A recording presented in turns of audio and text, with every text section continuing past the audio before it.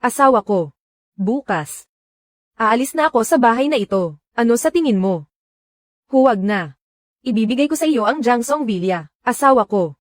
Hindi ba't napag-usapan na natin? Aalis ako nang walang kukunin kahit ano. 4 na taon tayong kasal. Ngayong maghihiwalay na tayo. Wala na tayong pakialam sa isa't isa. Bakit? Hindi mo ba kailangan ng pera? Hindi pera ang habol ko sa iyo.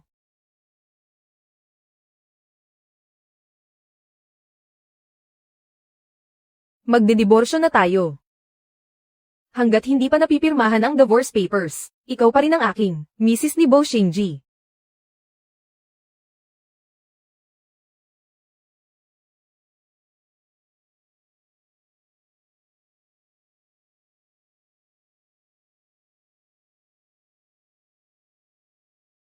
Asawa ko.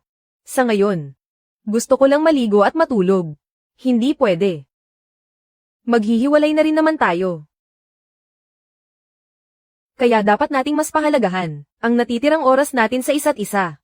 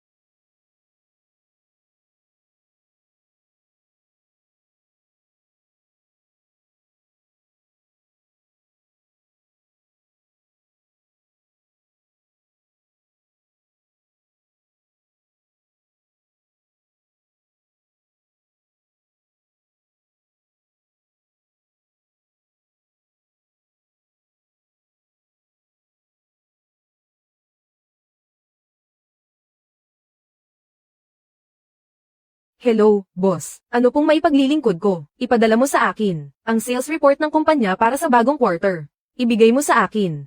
Babalik ako bukas. Magdediborsyo na ako.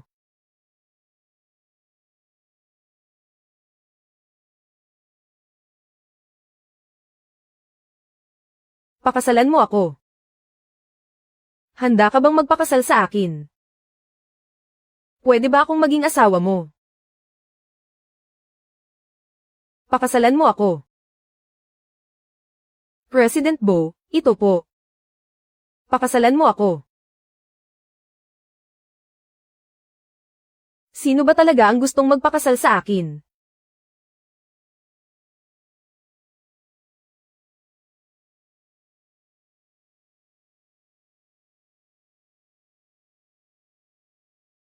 Ako, handa akong magpakasal sa iyo.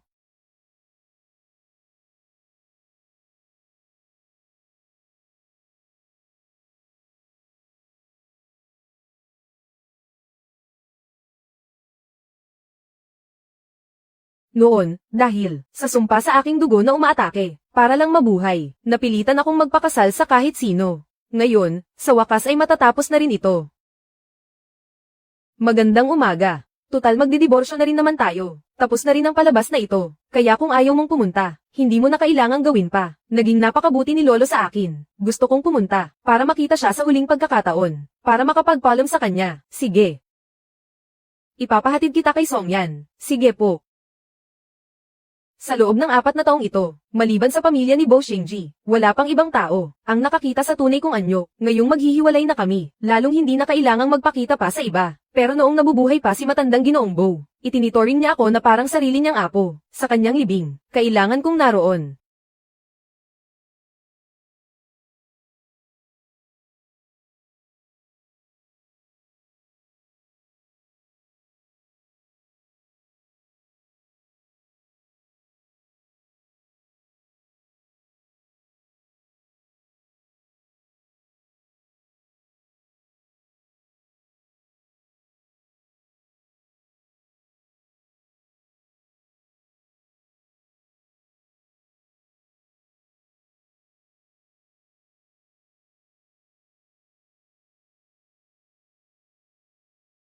Lolo.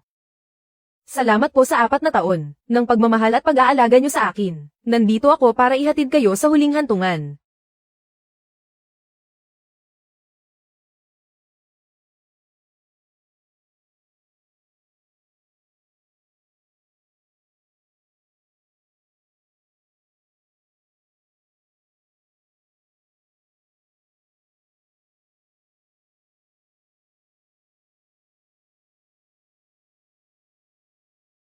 Sino kaya siya? Napakaganda niya, ha? Hindi ba't balita na, may itinatagong asawa, si Young Master Bo. Sa ganitong klaseng okasyon, hindi man lang siya pinapanta ni Young Master Bo. Siguro ay hindi siya paborito o hindi mahal. Balitang inaasikaso na ni Young Master Bo ang diborsyo. Kahit hindi pa sila hiwalay, marami ng babae ang nag-aabang na pumalit sa pwesto niya, lalo na kapag tuluyan na siyang nag-divorce. Ang mga babaeng humahanga sa kanya ay hinding-hindi makakapalag. Huwag kang aalis. Ruan Su. Wala na ito sa hinaharap. Poprotektahan ka ni Lolo. Tingnan natin kung hanggang kailan ka magiging kampante at mayabang. Pangalawang Sir Bo, talagang hinabol mo ako hanggang dito. Para lang ba itanong ito? Binabalaan kita. Ang mga ari-arian ng pamilya Bo ay huwag mong asahang makakakuha ka kahit isang kasing. Tama. Pinapayuhan kita na mas mabuti pang makipagdiborsyo ka na agad sa kuya ko. Tama. Pinapayuhan kita na mas mabuti pang makipagdiborsyo ka na agad sa kuya ko. Guwapo ang kuya ko at nasa kanya na ang lahat ng magandang katangian. Ang mga babaeng gustong magpakasal sa kanya ay abot hanggang kabilugan ng mundo ang haba ng pila. Mas mabuting kilalanin mo ang lulugaran mo. Bo Wenyu. Pwede bang ibahin mo naman ang linya mo? 4 na taon na ang nakalipas. Iyan lang ba talaga ang alam mong sabihin? O baka naman sa loob ng 4 na taong ito, ang mga kamalasang naranasan mo ay hindi pa sapat para sa iyo. Ano bang ibig niyang sabihin? Posible kayang sa loob ng 4 na taon, ang lahat ng kamalasang nangyari sa akin ay gawa niya lahat. Kuya. Ano ba talagang nagustuhan ni Kuya sa kanya? Iba ang pinapakita niya sa harap. Kahit sabihin ko kay Kuya, hindi siya maniniwala. Kitang-kita naman na pagtalikod pa lang ay nag-iiba na agad ang ugali niya, parang ibang tao. Pero sadyang hindi iyon makita ni Kuya. MS. Ruan, ito po ang divorce agreement. Kailangan niyo lang pong pirmahan ito para tuluyan na kayong makipagdiborsyo kay President Bo.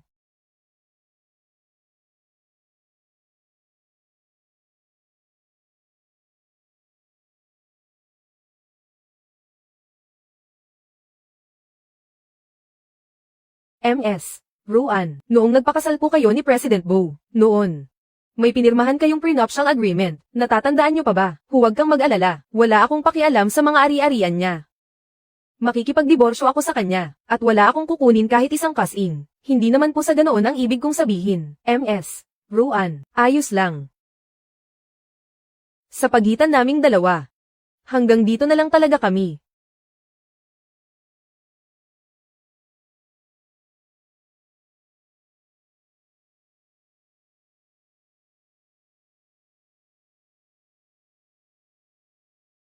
Boss.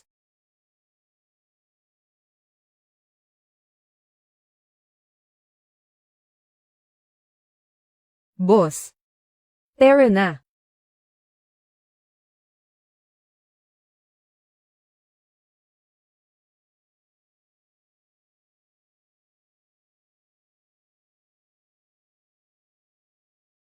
Ayos na, tapos na.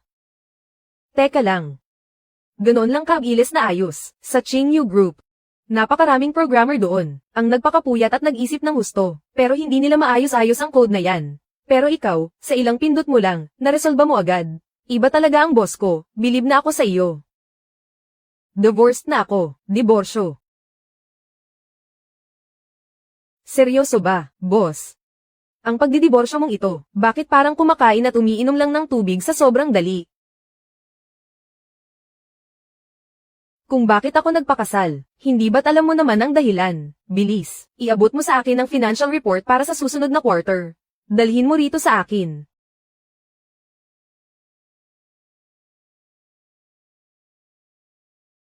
Ano ba? Boss. Asawa mo kaya si Bo Xingji? Ang pambato ng Nanxing Aviation, ang kinahumalingang kapitan ng lahat, at CEO ng Bo Group. Guwapo na. Matalino pa. Handa ka na ba talagang pakawalan siya? Kapag nagdaldal ka pa, itatapon kita sa dagat, para aipakin sa mga peteng. Saan ka ngayong gabi? Sa bahay ka ba tutuloy? Malamang. Sige.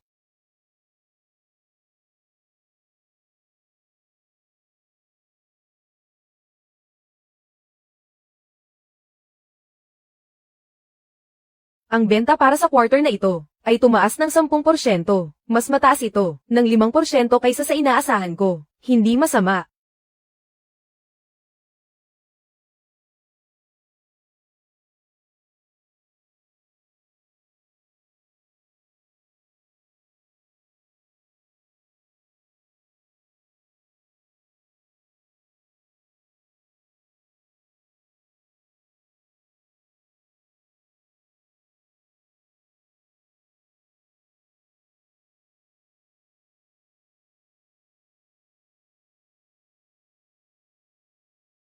Gabi na. Bakit ka napatawag? Saan ka pumunta? Gabi na. Bakit hindi ka pa bumabalik? Hindi ba't nag-divorce na tayo? Hindi pa ako pumipirma. Kaya hindi pa ito epektibo. Asawa ko. Pero nakapirma na ako. Pero ikaw ang unang humiling ng divorce. Sige na.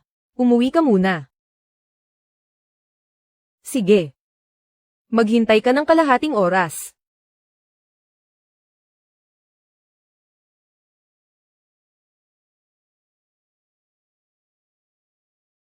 Sabi ni Songyan.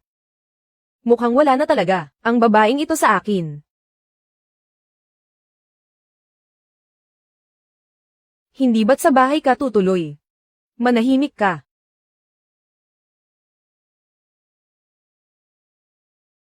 Pumunta ka sa training room at mag-target practice ng 100 beses. Huwag kang matutulog hanggat hindi ka tapos. Huwag naman, boss.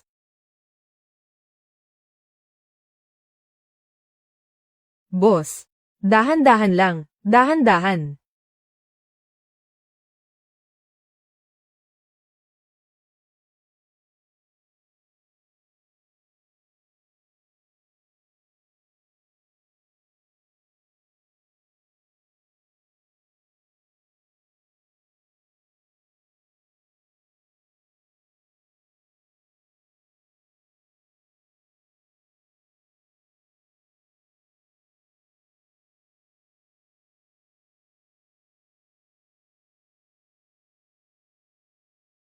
Masyadong mahina. Umuwi ka at mag-ensayo ng mabuti, sa bagal mong yan. Kung totoong binilisan ko, siguradong tamba ka na agad. Hindi naman sa ganoon, boss. Ang biyaheng dapat ay mahigit 1 oras, ginawa mong kalahating oras lang, para makarating tayo rito. Iba talaga ang galing, ng boss ko.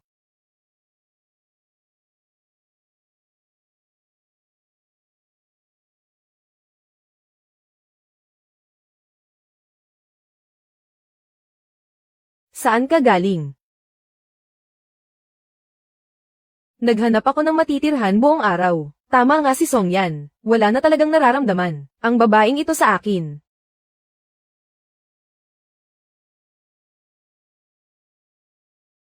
Hindi mo ba talaga pag-iisipan na kunin na lang ang villa na ito?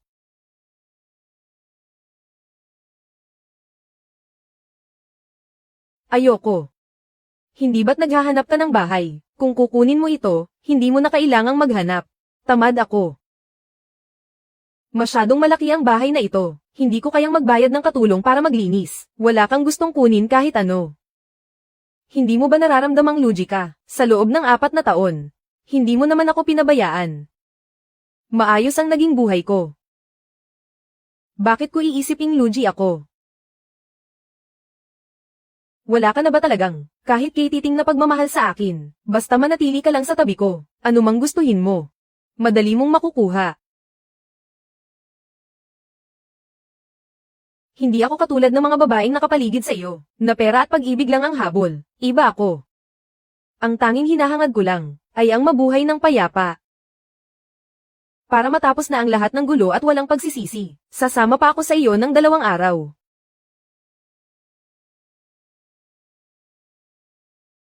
Miss, sino po ang hinahanap nyo? Ako si Wang Shinya. Hinahanap ko si President Bo. Miss, hindi po sinabi ni President Bo na maaari kayong pumasok. Wang Shinya. Parang pamilyar ang pangalan na iyon. Paano niya nahanap ang lugar na ito? Si Wang Shinya. Isang talent sa ilalim ng Bo Entertainment. Isang artistang may kontrata. Kakatapos lang gumawa ng isang drama. At medyo sumisikat na rin. Kakasangkot lang niya sa iskandalo kasama si Bo Xingji. Sinasabing lahat ng proyekto niya ay bigay lahat ni Bo Xingji. Todo suporta para maging reyna ng Bo Entertainment. May bali-balita ring gusto niyang umakyat sa pwesto. At si Payne ako, ang tunay na asawa. Mula sa kinalalagyan ko. President Bo. President Bo, Miss, pakiusap, huwag po kayong mag-iskandalo rito. Ako si Wang Shinya. Maaari ba akong pumasok? President Bo, Miss, pakiusap, huwag po kayong mag-ingay. Papasukin mo muna siya. Mauna na akong bumalik para magpahinga. Huwag na. Wala ba talaga siyang pakialam sa akin at sa ibang babae, kapag kaming dalawa lang ang magkasama? Kahit kay Titing, wala siyang paki. Posible kayang para sa kanya. Wala na akong kamandag. Manatili ka rito. Pasok. Kung papayag si President Bo na pumunta sa birthday party ko, siguradong ang iskandalong ito ay mas magpapasikat sa akin ng husto.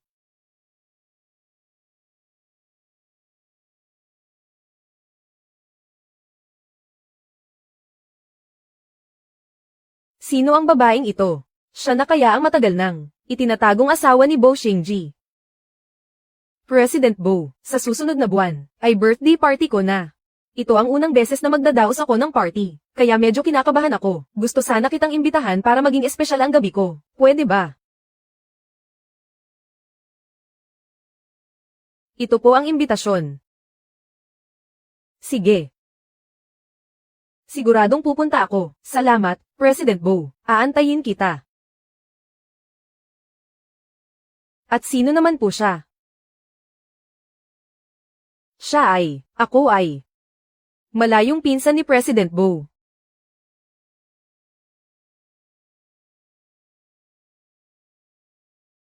Kung wala na kayong kailangan, maaari na kayong umalis. Ikaw ang tinutukoy ko. President Bo, kung ganoon ay hindi na po ako mang-aabala. Mauna na ako.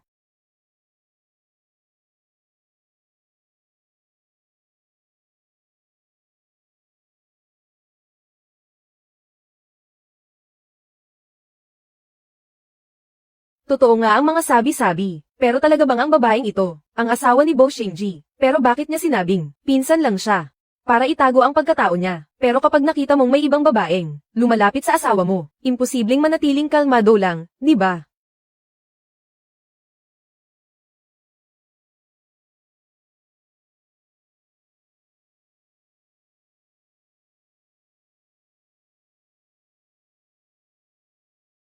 Ganoon mo ba talaga kayo aminin, na asawa kita?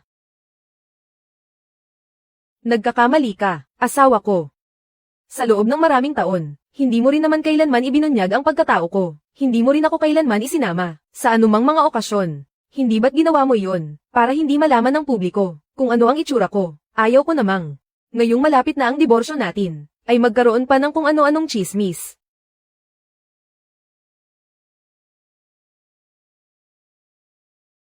Ganoon ba?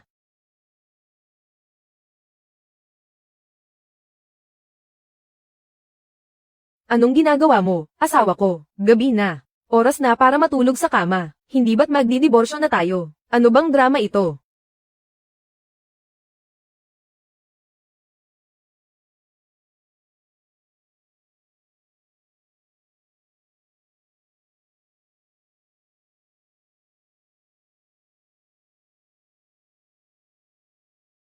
Huwag kang malikot.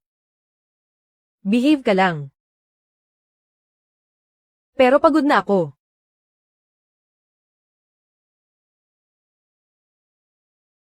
Kaya nga dapat tayong mag-ehersisyo ng husto, magpalakas pa. Para bumuti ang stamina mo. Ang buwisit na lalaking ito.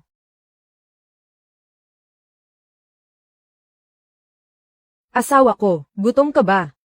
Gusto mo ba, paglutuan kita ng makakain? Pwede bang dagdagan ng scallion pancake? Siyempre naman. Siguradong masisiyahan ka. Sa ganitong sitwasyon, mukha ba tayong magdidiborsyo? Pero kapag naiisip ko, na sa hinaharap ay hindi ko na matitikman, ang mga luto ni Mrs. Bo, nalulungkot talaga ako. Hindi naman nagpapahuli ang luto ni Tia. Gutom na rin ang lola nyo. Bitawan mo na ako, bilis. Madam, handa na po ang mga sangkap para sa buong araw. Sige po.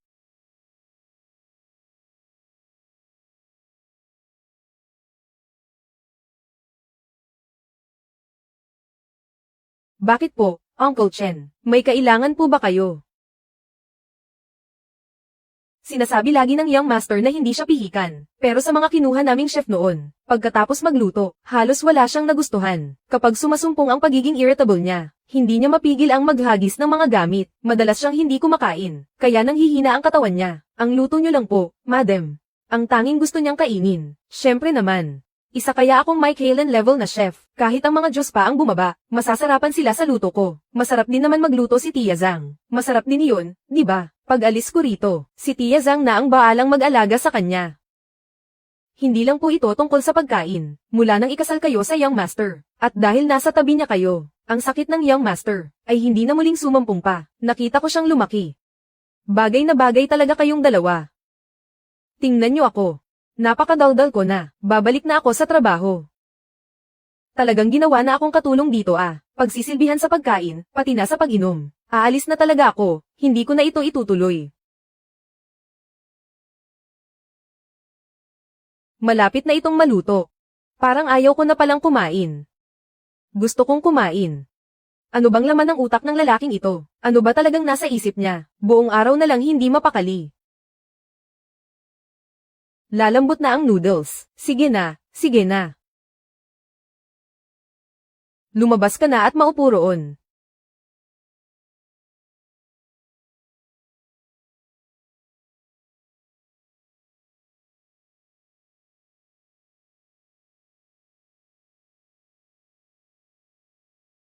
Heto na. Ang bango.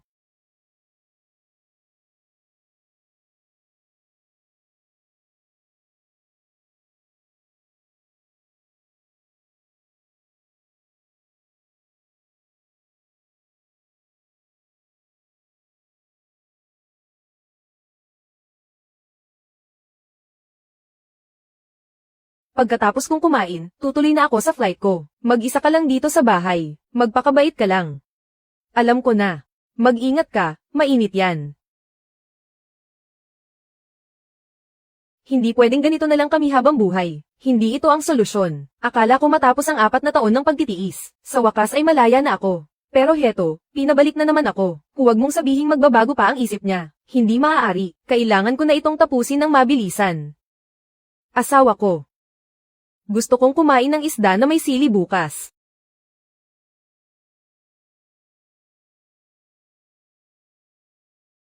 Asawa ko.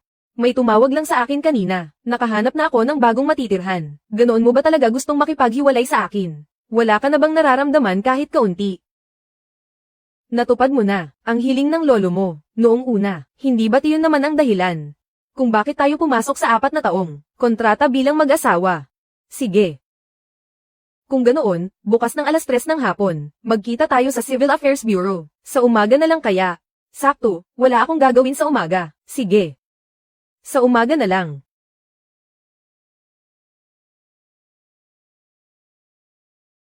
Pero ikaw naman ang humiling ng diborsyong ito, di ba?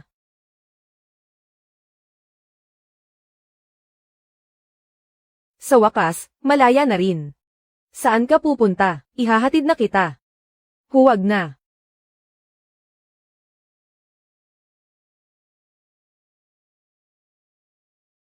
President Jiang, matagal na tayong hindi nagkita. President Bo, salamat sa 4 na taon ng pag-aalaga mo kay Ruansu. Bakit kilala ni Ruansu, ang CEO ng Baisoy Medicine, na si Jiang Xinyu? Kaya naman pala, atubili siyang makipaghiwalay. May nakahanda na pala siyang kapalit. Mas gwapo ba ang lalaking ito kaysa sa akin? Mas mayaman ba siya? Teka, bakit ko ba ikinukumpara ang sarili ko kay Jiang Xinyu? Wala siyang binatbat sa akin. President Bo, hanggang sa muli nating pagkikita.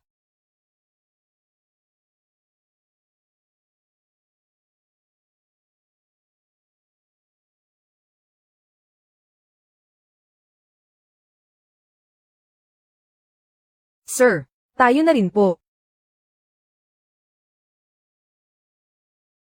Habang nagsushooting po si Wang Xinya, naputol po ang wire, nabali ang binti niya, at dinala na siya ngayon sa ospital ng lungsod. Sige, naintindihan ko. Sir, nabali po ang binti ni Wang Xinya, nasa ospital siya ngayon. Puntahan po natin.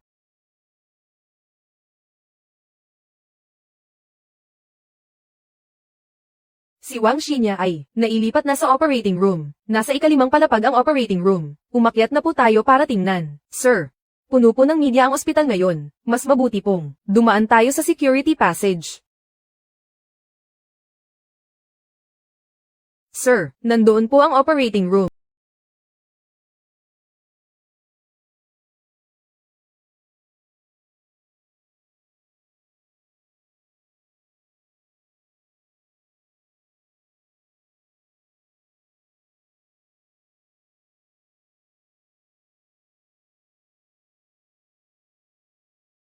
Ruan Su.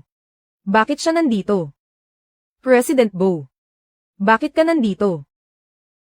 Doktora Ruan, handa na po ang lahat. Maaari na tayong magsimula ng operasyon. President Bo, busy ako. Makinig ang lahat, gisingin niyo ang mga diwa niyo. Bawal ang tatanga-tanga. Opo. Sir. Tama ba ang nakikita ko? Si Madam Ruan pala ang taong iyon. Siya nga. 4 na taon. Akala ko noon, isa ka lang. Bags aking estudyante na hindi man lang nakatapos ng kolehiyo. Doktora Ruan, gaano pa karaming bagay ang itinatago mo sa akin? Paano naman si Wang Shi niya? Ikaw na ang bahala sa kanya. Palamigin mo ang issue. Basta huwag niyo lang akong idadamay. Hayaan niyo silang gumawa ng ingay. Maglabas ka ng pahayag base sa katotohanan. Magandang araw po. Yung doktor na pumasok lang kanina, Ruan ba ang apelyido niya? Ang tinutukoy niyo po ba ay si Doktora Ruan? Napakagaling niya po talaga. Idol ko siya. Idol. Si Doktora Ruan ay ang pambato ng ating lungsod. Sa unang ospital, siya ang numero 1 surgeon. Hindi niyo po ba siya kilala? Maraming mayayaman ang nagpapagamot sa kanya, pero sa loob ng 1 buwan, 1 beses lang siya nag-oopera. Kahit gaano ka pa kay Aman, kailangan mong pumila. Ibubulong ko pa sa inyo ang mas matindi. Si Doktora Ruan, noong 15 taong gulang pa lang siya, ay top-notcher na sa entrance exam. Kumuha pa siya ng double degree sa paaralan namin. Kilala siyang isang henyo. Dahil sa kanya, kaya ako nagsumikap na mag-aral ng mabuti sa medisina. Sir, dapat pala nalaman ko agad, sa unang ospital ng lungsod, ay mayroon palaging isang sikat na batang doktora. Sa mga kamay niya, walang pasyenteng hindi gumagaling. Hindi ko akalaing siya pala, si Madam Ruan.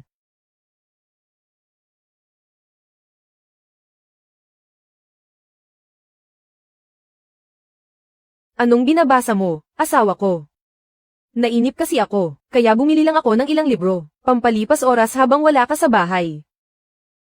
Modernong medisinang Chino. Naiintindihan mo ba to? Bagsakin ka lang sa pag-aaral. Ikaw kaya ang bagsakin. Ruan Su. Ang Ruan Su kanina, at ang mahinhin at mabait na Ruan Su dito sa bahay, ay parang dalawang magkaibang tao. Ruan Su. Sino ba talaga, ang tunay na ikaw? Ang lahat ba ng ipinakita mo noon, ay pagpapanggap lang? Forceps.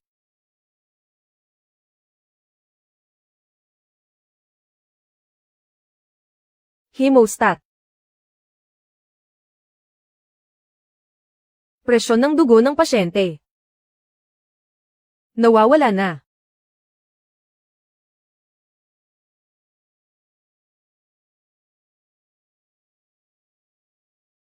Doktora Ruan, kumusta na po ang tatay ko?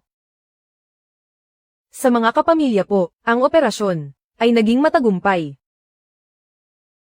Ito ang dapat naming gawin bilang mga doktor. Araw, 75 taong gulang na ang pasyente. Pagkatapos ng operasyon, kailangan niya ng sapat na pahinga. Huwag niyo na siyang hayaang umakyat sa matataas na lugar. Kapag napinsala ang gulugod, magiging napakadelikado nito. Mabuti na lang sa pagkakataong ito, naisugod siya agad dito. Kung hindi, nanganganib ang buhay niya. Kayong mga kabataan, maglaan kayo ng mas maraming oras sa kanila. Huwag kayong mag-iwan ng mga pagsisisi. Salamat po, Doktora Ruan.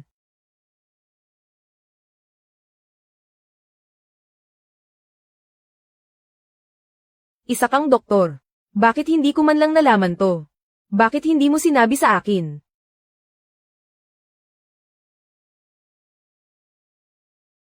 President Bo, marami akong ginagawa, paraan lang.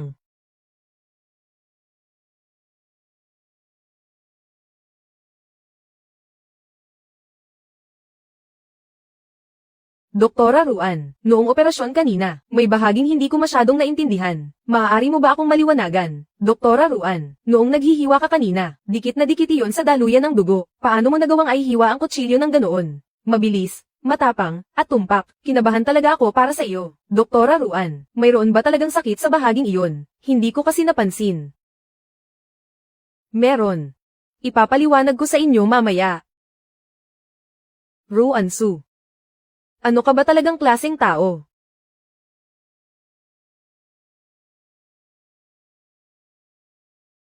Ate Feng. Ano ba talagang nangyayari? Malala na ang sakit ko. Bakit hindi pa rin ako pinupuntahan ni President Bo? Sinabihan mo ba talaga siya? Huwag ka munang mag-alala, baka mamaya ay darating din siya. Kasalanan mo to at ang palpak mong plano. Sabi mo, hindi ako masasaktan. Ngayon, heto. Talagang nasugatan ako. Naku naman, iya, mabuti na lang at hindi ka talaga naoperahan. Niloko natin si Bo Xingji. Sinabi nating naoperahan ka. Nag-imbita na rin ako ng maraming media. Pagdating niya, siguradong, magiging headline ito agad. Pero, darating ba talaga siya? Kaninang tanghali pa ako naghihintay. Gabi na ngayon.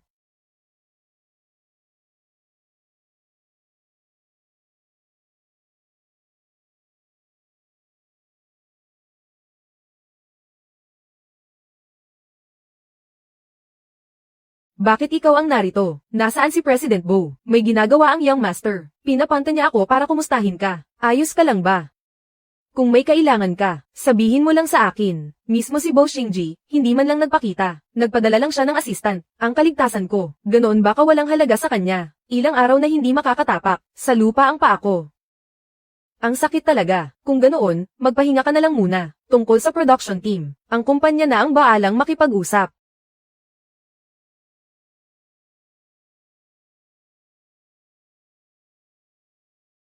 Nakakainis talaga. Para saan pa ang pag-arte ko kung ganito lang? Hindi ba't para naman ito kay President Bo? Ngayon, heto, talagang nasaktan lang ako.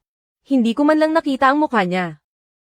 Balita ko, silang mag-asawa, ay magdediborsyo na agad. Siguradong mapapalitan mo rin siya sa pwesto. Kasalanan ito ng sobrang karisma ni Sir.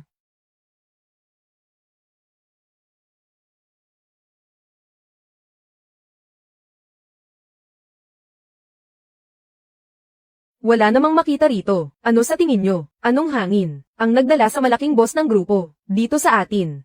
Kahit na ang entertainment company, ay pag-aari rin ng pamilya Bo. Pero, ang taong ito, kadalasan, ay halos hindi naman pumupunta rito. Sinong mag-aakala, na bigla siyang bibisita ngayon, at may kasama pang malaking entourage, sabi-sabi na sila ni Wang Shinya, ay may namamagitan. Dahil kaya ito, sa pagkaka-ospital ni Wang Shinya.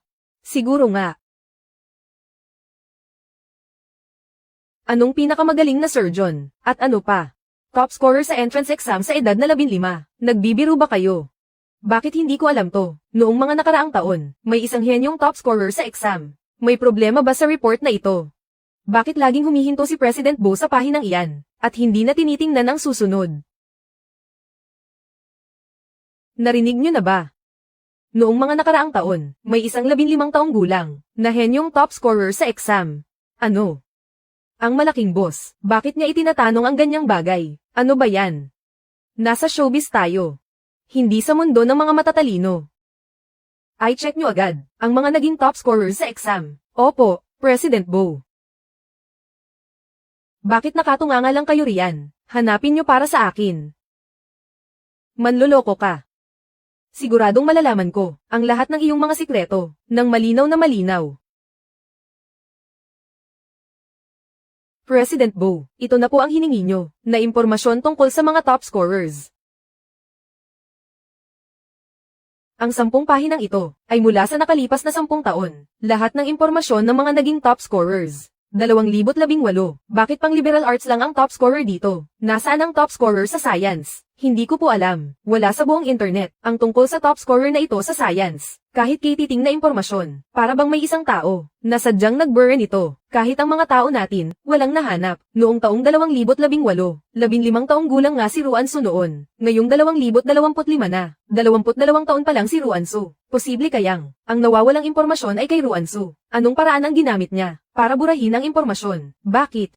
At paano nalaman ng nurse na iyon? Sino nga ba yun? Ang idolo ko, hindi na ako ginagawa ng kanta kamakailan. President Liu, anong ginagawa mo? Nakatayo ka lang ba riyan para maparusahan? Sinasabi ko sa inyo, Manager Liu, hindi lang kayo basta nakatayo riyan, pati ang mukha ninyo ay nangiwina sa kaba.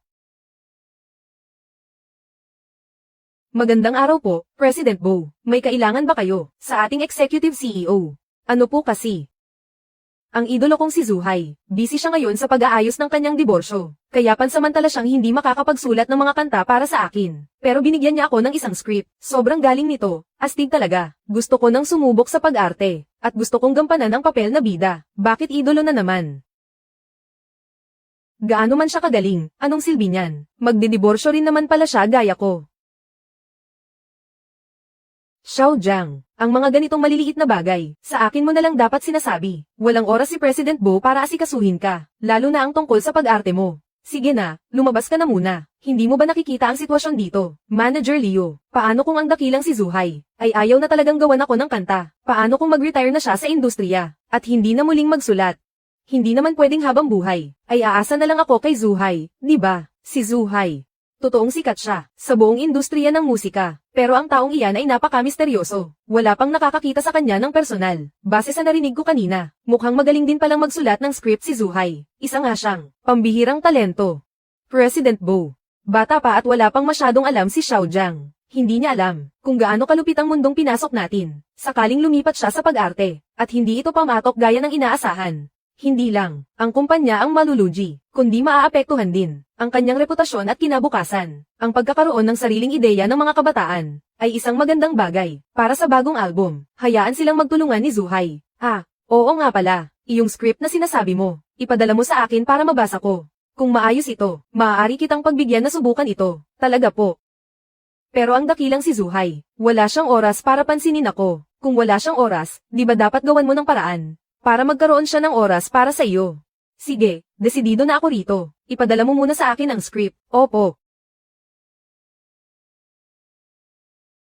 President Bo. Magtatanghalian na po. Nagpa-reserve na ako ng table sa Junyo. Huwag na. Young Master.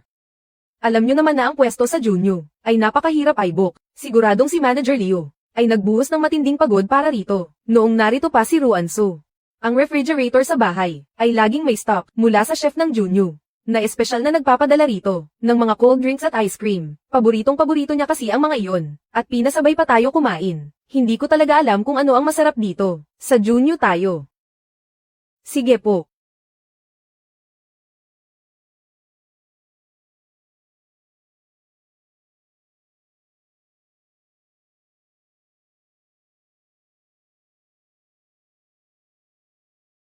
Napakainit naman ng panahon ngayon. Sino ba kasing nagsabi sa iyong magsuot ng ganyan kakapal? CEO kaya ako.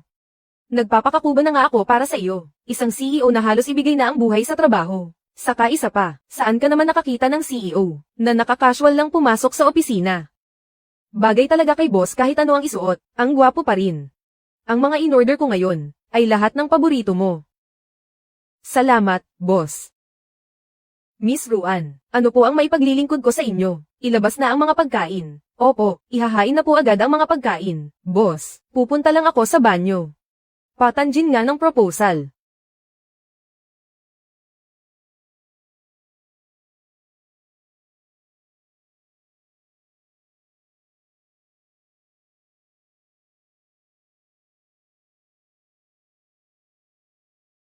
Hoy, Zuhai. Nagmamakaawa ako sa iyo. Alam kong busy ka. Pero alang-alang naman sa kuya ko. Tulungan mo naman ako kahit ngayon lang. Gusto ko na talagang mag-iba ng image. Zuhai. Talaga ba?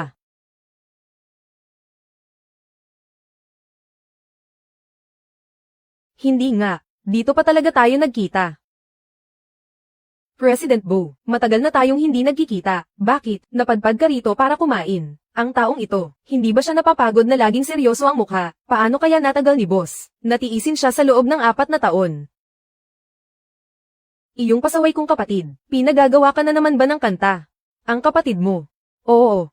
Nagtatrabaho ang kapatid ko sa Bo Entertainment, pero dahil masyadong busy si President Bo, hindi na niya nabibigyang pansin ang mga artista sa sarili niyang kumpanya. Normal lang naman iyon. Hoy, may nakikinig ba sa akin? President Jiang, kasama mo ba ang girlfriend mong kumain? Bakit hindi na lang tayo magsabay?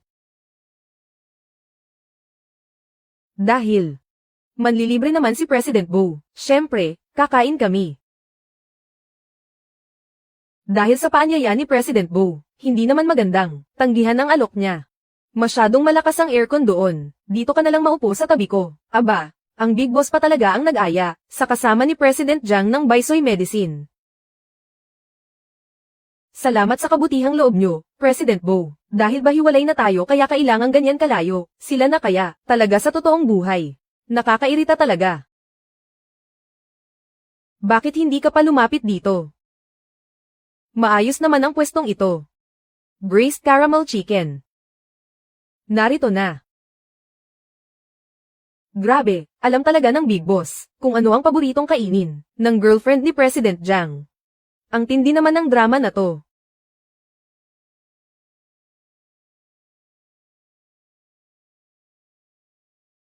Hindi man lang ba magseselos si President Jiang? Ang sarili niyang girlfriend ay doon pa talaga naupo. Nasa tabi siya ng malaking boss. Isang isip batang lalaki. Napakaganda. Napakaganda ng tindig niya. Oo nga, mas maganda pa siya kaysa sa mga artista sa pelikula. Pabili ng isang banana boat at saka isang Havana sunset. Sige po. May regla ka ngayon. Hindi ka pwedeng kumain yan. Akala ko ba si President Bo ay may pakialam lang sa iba, pati ba naman cycle ng regla ay kabisado. Iligpit nyo na yan. Pasensya na po, President Bo. Hindi ko po pwedeng iligpit ito. Order po ito ni Miss Ruan. Nagkakamali ka ba? Kami ang magbabayad nito. Sir, kahit kayo pa ang magbayad, hindi pwede. Sumusunod lang ako sa utos ni Miss Ruan. Hayaan mo na, hindi na ako kakain. Alis na tayo. Jiang Xinyu. Oh.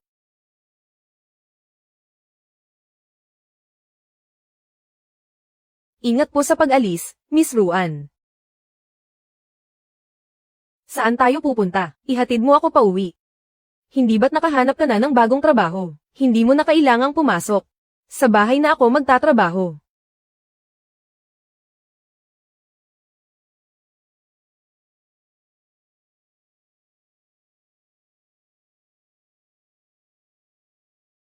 Hello. Mayroon kaming mahirap na kaso. Anong klaseng kaso? Nag-aalok ang kabilang panig ng 500,000. Tatanggapin mo ba? Oo. Bakit hindi? Sino ang humihingi ng tulong? Ipadala mo sa akin ang impormasyon niya, pati na rin ang mga hiling niya. Sige po, pero itinago ng kabilang panig ang sarili nilang impormasyon. Itinagong impormasyon. Mukhang ayaw nilang mahanap ko sila. Ipadala mo na lang sa akin ang detalye ng kaso. 0. Ito ay isang napakahirap na kaso. Kailangan ang galing mo sa network tracking. Kung talagang kikilos ka, libo-libong tao ang matutulungan mo. Hindi naman ako ganoon kadakila. Sabihin mo sa kanila, ibibigay ko ang resulta pagkalipas ng 3 araw. Sige.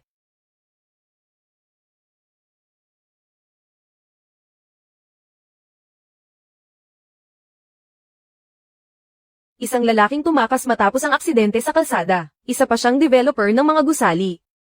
Nang tumakas siya, tinangay niya ang lahat ng pera. Iniwan niyang nakatambak at hindi tapos ang mga gusali. Cute. Tama ang sinabi ni Anlin. Talagang makakatulong ito sa milyon-milyong tao. Totoo nga, walang halong biro.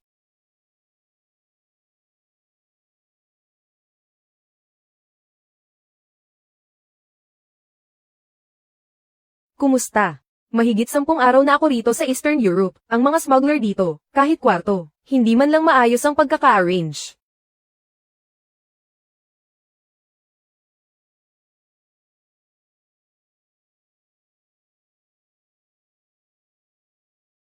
Ilang araw na akong tumatakbo, nangangamoy na ang katawan ko. Hayaan mo na. Maghahanap ako ng kwarto para makaligo. Tutal. Sa dami ng araw na pagtakas ko, siguradong walang makakahanap sa akin.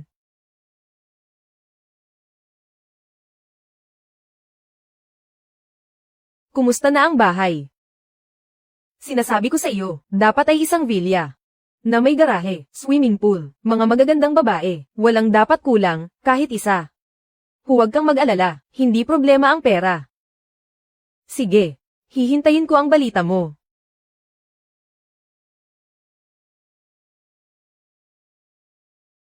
Kanina pa ako tumatakbo. Matagal na akong hindi nakakatulog. Sa ganito kanyaman na kama.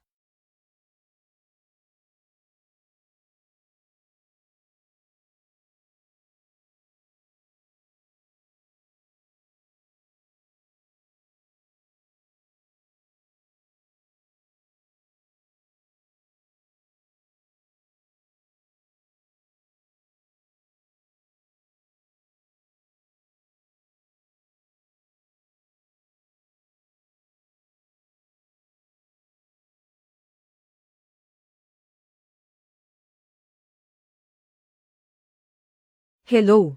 Ikaw ba ang hipag ni Bo Wenhao? Bakit? Anong nangyari? Anong nangyari? Sinaktan ni Bo Wenhao ang kapatid ko. Sabihin mo, ano ang gagawin natin dito? Oh, tapos, ano naman? Kilala mo ba kung sino ako? Ang pamilya Jiang namin, ay hindi basta-basta, na pwedeng apihin ng kahit sino. Bakit mo tinatawagan? Ang babaeng yan, hindi ko siya hipag, no. Pero sa contacts, malinaw na nakasulat. Hipag. Huwag mong sabihin, may iba ka pang hipag.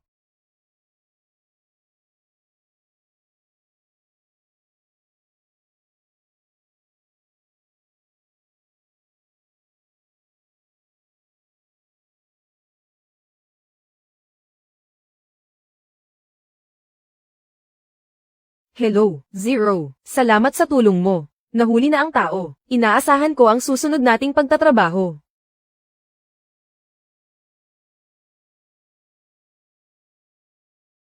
Mukhang hindi na ako makakatulog nito. Sinasabi ko sa iyo, kahit mamatay pa ako, hinding-hindi ako, daing ng sakit sa harap ninyong mga Jiang. Huwag mong isiping hindi ko alam, kung paano yumaman ang pamilya Jiang ninyo. Ang pamilya Jiang namin, madumi nga ang paraan noon. Pero ano naman ngayon, ngayong malinis na kami, naging malaking kumpanya pa rin kami, di ba? Nitong mga nakaraang taon, kayong mga Bo, lagi nyo kaming binabangga. Pero wala rin naman, kayong napalang maganda, di ba?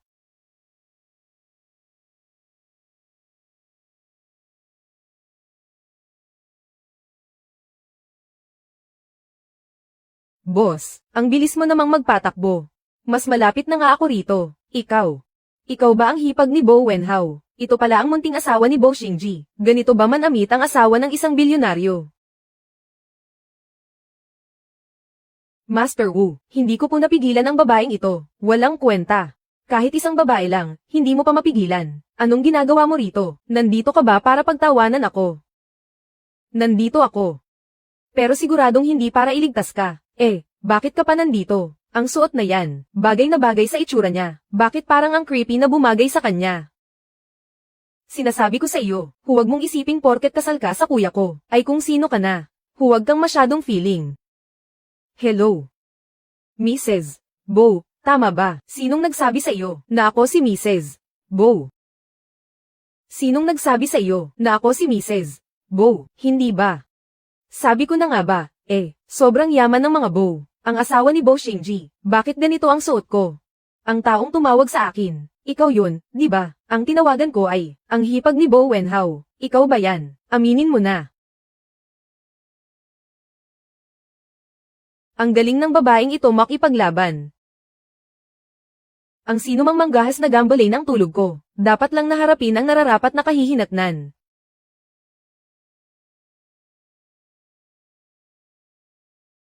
At ikaw rin. Ikaw ang pasimuno ng lahat ng ito. Sinasabi ko sa iyo, isusumbong talaga kita sa kuya ko, para hiwalayan ka na niya.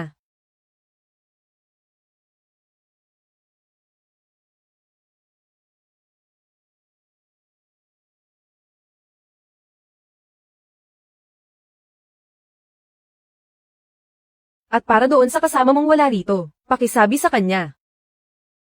Kahit ano pang gawin nyo, ayos lang. Huwag nyo lang akong jejisingin. Ako na isang tagapagmana ng isang makapangyarihang pamilya sa underworld, ay tinalo lang, at binugbog ng isang babae ng ganito. Sino ka ba talaga?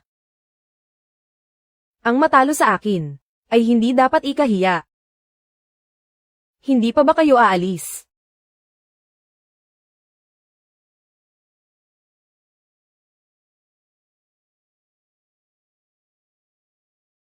Bilisan nyo nang umalis, kapag natauhan na si Jiang Chenggu, huli na ang lahat. Tulungan mo akong kalagan ito. Napakagaling ni Bo Ershaw sa pakikipag-away, pero kahit itong maliit na lubid, hindi mo man lang makaligan. Kuya.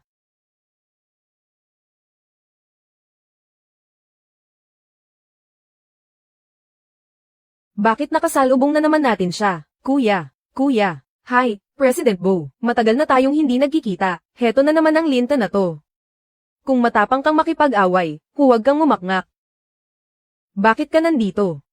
Hindi kaya ikaw ang nagligtas kay Bo Wenhao rito. Bakit? Hindi ba pwedeng ako? Paano mangyayari yun? Si Jiang Chenggu yun, di ba?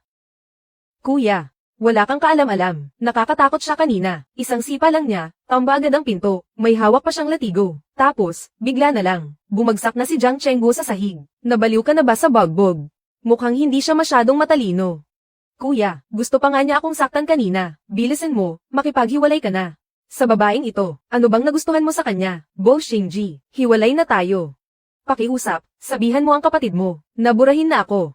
Sa listahan ng mga kontak niya, okay, ano? Hiwalay na kayo, kuya, ano pa ba ang itinatago mo sa akin? Jiang Xinyu, oy, tara na, heto na. Kaya ka ba nagmamadaling makipaghiwalay sa akin, dahil lumalandi ka na sa kanya? Bakit nadamay na naman ako rito? Mas matagal ko na siyang kilala, kaysa sa iyo. President Bo, may gagawin pa ako.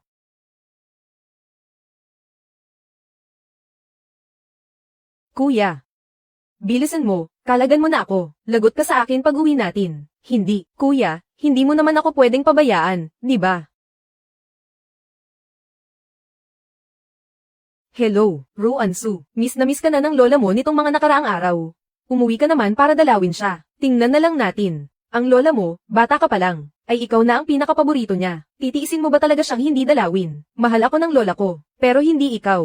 Huwag mong gamitin ang pagkakasakit ni lola, para lang pilitin ako. Ruan Su, alam ko, nagalit ka pa rin sa akin. Pero ang lola mo, sa pagkakataong ito, totoong may sakit siya. Kahit ba may sakit na siya, ay hindi mo pa rin siya dadalawin. Ano na namang pakulo ito ni Lee Mei Siang? Anong kalokohan na naman ang balak niya? Gagamitin pa ang lola ko, para lang makuha ang gusto niya. Talagang hindi siya nagsasawa sa lumang tugtugin na yan, sa mundong ito. Na puro kasinungalingan, yung gagamitin ng sariling ina na may sakit, ikaw lang yata ang may kayang gumawa niyan. Si Mei Xing ay nanay mo, paano mo nasasabi ang mga bagay na yan? Nanay ba ang tawag sa isang masamang madrasta? Ruan Xinhua, huwag mong kakalimutan, na ang tunay kong ina, noong 8 taong gulang pa lang ako, ay wala na siya, at ikaw ang may kasalanan kung bakit siya nawala. Ruan Su, totoo ang sinasabi ko ngayon, hindi ako nagsisinungaling. May sakit talaga ang lola mo, matanda na siya, at mahina na ang kanyang pangangatawan. Boss, babalik ba talaga tayo? Tara na, babalik tayo. Tara. Sandali lang, kapag bumalik na si Ruan Su, alam mo na ang dapat mong sabihin, di ba? Kinakausap kita. Naririnig mo ba ako? Opo, narinig ko. Ma. Pamilya naman tayo. Si Xinhua, sa pagkakataong ito, ay talagang nasa gipit na sitwasyon. Ikaw lang ang makakatulong sa kanya. Alam ko ang lahat ng sinasabi mo. Madam, nandito na po ang ikalawang binibini.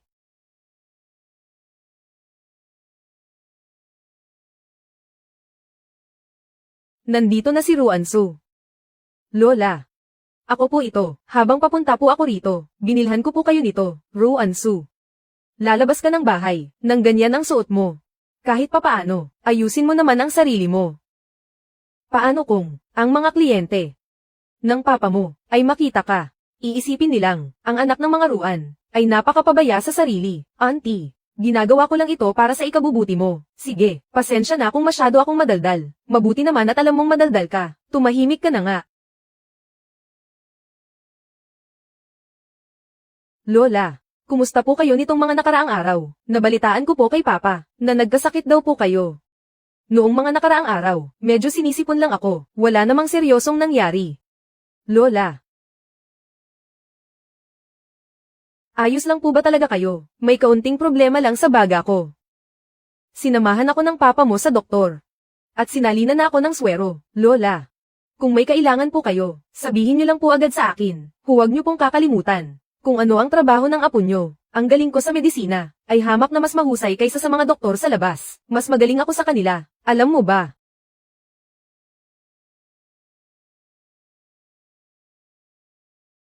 Itong matandang walang silbi na to, nangako siya sa akin, nakakausapin niya si Ruansu. Pero ngayon, wala man lang siyang imik. Oh, nandito na pala si Ruansu. Limitado lang ang oras ko, kaya mas mabuting diretsuhin mo na ako. Bakit mo ako pinauwi? Ruansu naman, hindi ba pwedeng? Namimiss ka lang ng lola mo, namimiss ka rin ng papa mo. Kailangan ba talagang maging ganito kalamig? Ang turingan nating mag-ama, noong kakapano pa lang ni mama.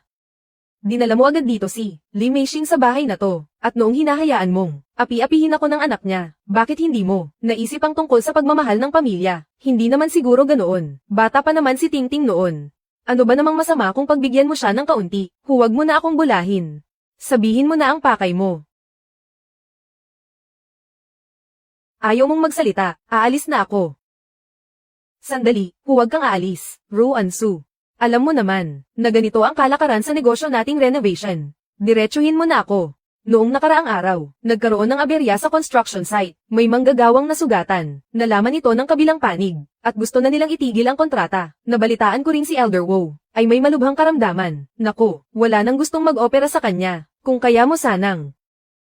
Kumusta ang lagay ng manggagawa ngayon? Magaan lang ba o malubha ang tinamo niya? Huwag mo nang itanong. Nasa ICU pa rin siya hanggang ngayon. Araw-araw, napakalaki ng ginagastos namin. Nagbigay na ako sa kanya ng 100,000.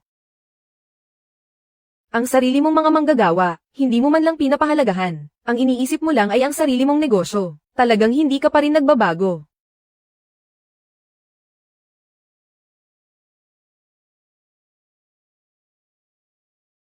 Alagaan mong mabuti si Lola, at tutulungan kita. Sige, huwag kang mag-alala, nanay ko siya, hinding-hindi ko siya pababayaan. Huwag kang mag-alala, Ruansu, alagaan mo ang sarili mo habang nasa labas ka. Sige.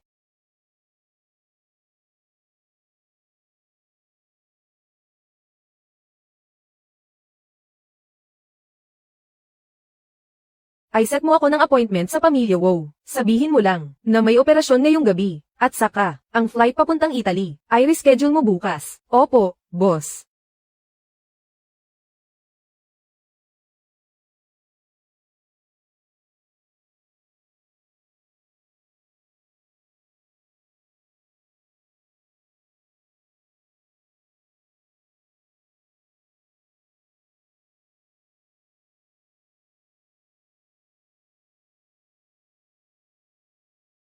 Kapitan Bo, ito po ang listahan ng mga pasahero.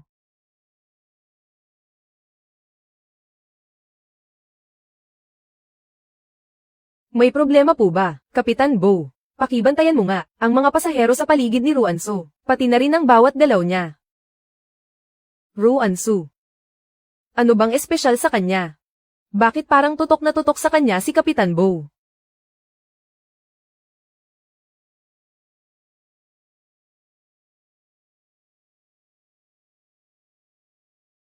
Siya nga yun. Maganda naman ang hitsura niya, pero kung ikukumpara sa akin, malayo pa ang itatakbo niya. Ayos naman ang hitsura mo, kaso parang may problema ang mga mata mo. Wala ka man lang kaalam-alam sa sarili mo. May saltik ka ba?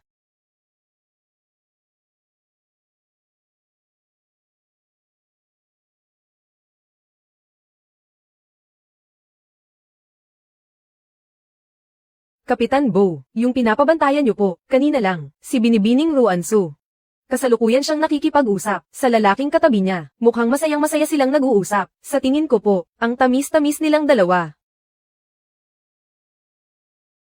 Ruansu, kahit saan ka talaga magpunta, lagi kang may manliligaw. Ah, yung lalaki, ang gwapo rin niya. Silang dalawa kapag magkasama, bagay na bagay talaga, perfect match.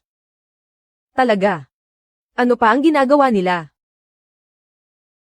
Yung earphones ng lalaki, aksidenteng nahulog, sa ilalim ng upuan ni Binibining Ruan. Tutulungan sana niya itong pulutin. Pero yung lalaki, agad na, lumapit sa paanan ni Binibining Ruan. Silang dalawa. Nagkatinginan agad ng napakalagkit. Ang taong ito, parang ako lang nung nag-aaral pa. Ang galing dumiskarte sa babae. Lalabas lang ako sandali.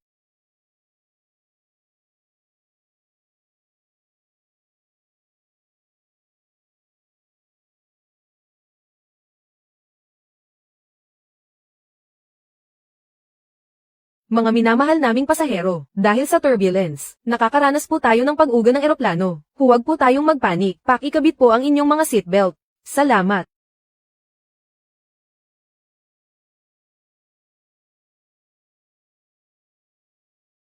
Nahulog ang earphones, di ba? Ano namang susunod mong ihuhulog? Anong ibig mong sabihin? Kung ano ang sinabi ko, yun. Ginoo. Sino ka ba sa akala mo? Ako ang kapitan ng flight na ito. Ang ibig kong sabihin, sa anong karapatan, mo ako pinipigilang dumiskarte sa kanya. Kaya naman, inaamin mong dumidiskarte ka nga, bakit ko naman itatago? Kapag gusto, diskartehan. Kapag ayaw, layuan. Bakit kailangang magpaligoy-ligoy pa? Huwag mong sabihin, pati ito hindi mo alam.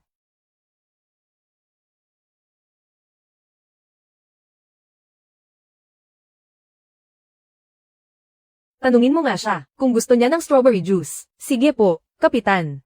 Sinabi ko na ang lahat. Bakit kaya si Kapitan Bo ay habol pa rin ng habol sa babaeng yun? Kapitan, gusto ko rin pong uminom. Lumabas ka at maglakad ng diretso. Nasa kaliwang bahagi ang banyo. Kahit gaano karami ang gusto mong inumin. Kumuha ka mag-isa. HMP. Anong nangyari? Wala lang. Pupunta na ako ngayon. Hindi ko alam kung anong akit ang ginamit ng babaeng ito. Para hindi siya makalimutan ng kapitan. Hindi maaari. Kailangan kong gumawa ng paraan para maturuan siya ng leksyon. Miss, gusto niyo po ba ng isang baso ng fresh strawberry juice? Mukhang bored na naman si Kapitan Bo. Huwag na, hindi ko gusto ang strawberry juice. Ayaw niya talaga. Mabuti naman kung ganoon, para hindi na ako mapagod pa sa pag-aasikaso. Kapitan Bo, sabi ni Miss Ruan, hindi raw niya gusto ang strawberry juice. Kaya pala, si Kapitan Bo, napapahiya rin pala minsan. Hindi niya gusto. Bakit dati, lagi siyang gumagawa niyan sa bahay? Posible bang pati ang mga gusto niya, ay peke lang kapag kaharap ako?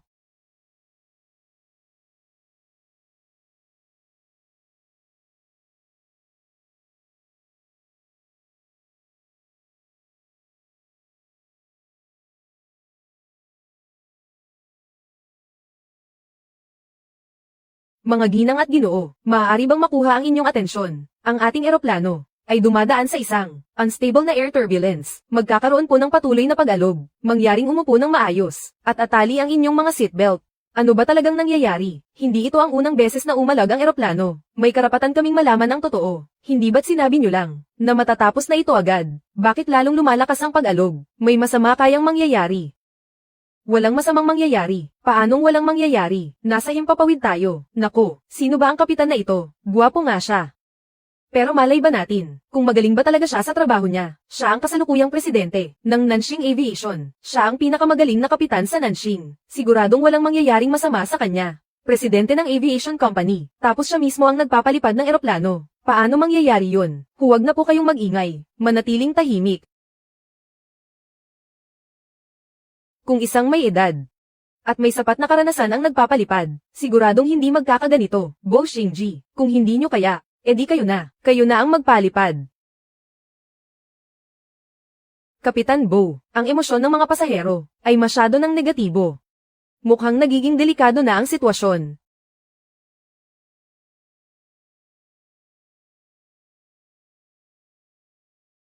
Mukhang hindi lang ito, karaniwang turbulence.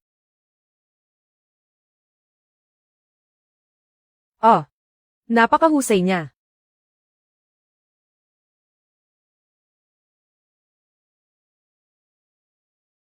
May ba?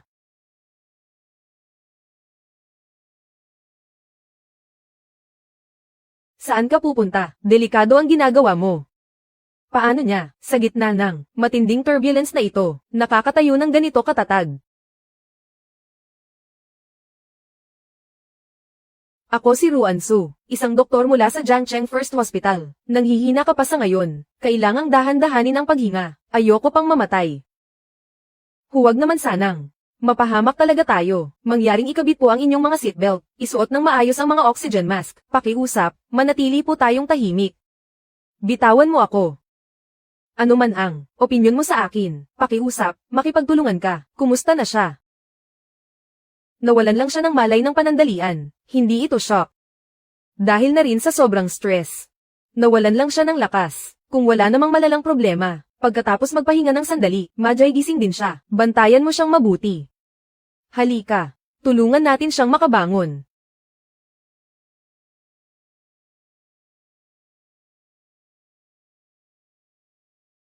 Gusto ko nang umuwi, ayoko na rito.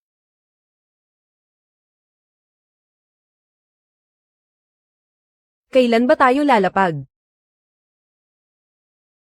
Magandang araw sa inyong lahat, ako ang asawa ng kapitan ng flight na ito. Si Ruan Su.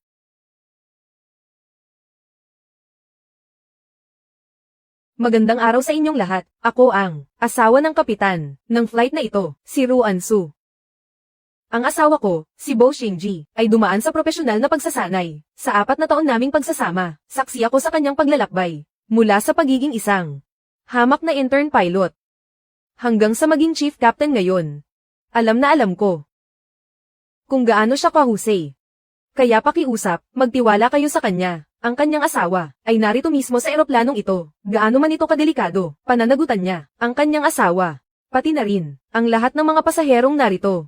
Naniniwala ako na siguradong itatawid niya tayong lahat tungo sa ligtas na paglapag. May thunderstorm sa unahan. Pagdating sa lagay ng panahon sa paglipad, ito ang pinakadelikadong sitwasyon. Napakalawak ng sakop ng thunderstorm. Anong gagawin natin, Kapitan? Ano na ang dapat nating gawin ngayon? Kailangang umiwas. Pero kung iikot tayo, magiging mabilis ang daloy ng hangin. Hindi natin mahuhulaan ang mangyayari. Kailangang humingi ng pahintulot na palawakin ang sakop ng pag-iwas. Control Tower. Humihiling ng permiso para sa Ditor. Mo 8866. Ditor sa himpapawid. Walang sapat na espasyo at posisyon. Humihiling na umakyat ng altitude. Maaari nang umakyat. Mangyaring piliin ang taas ng pag-akyat. Humihiling ng 2,000 talampakan. 2,000 talampakan. Maaari nang umakyat.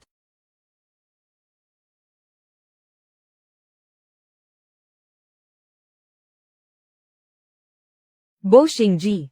Alam kong kaya mo ito.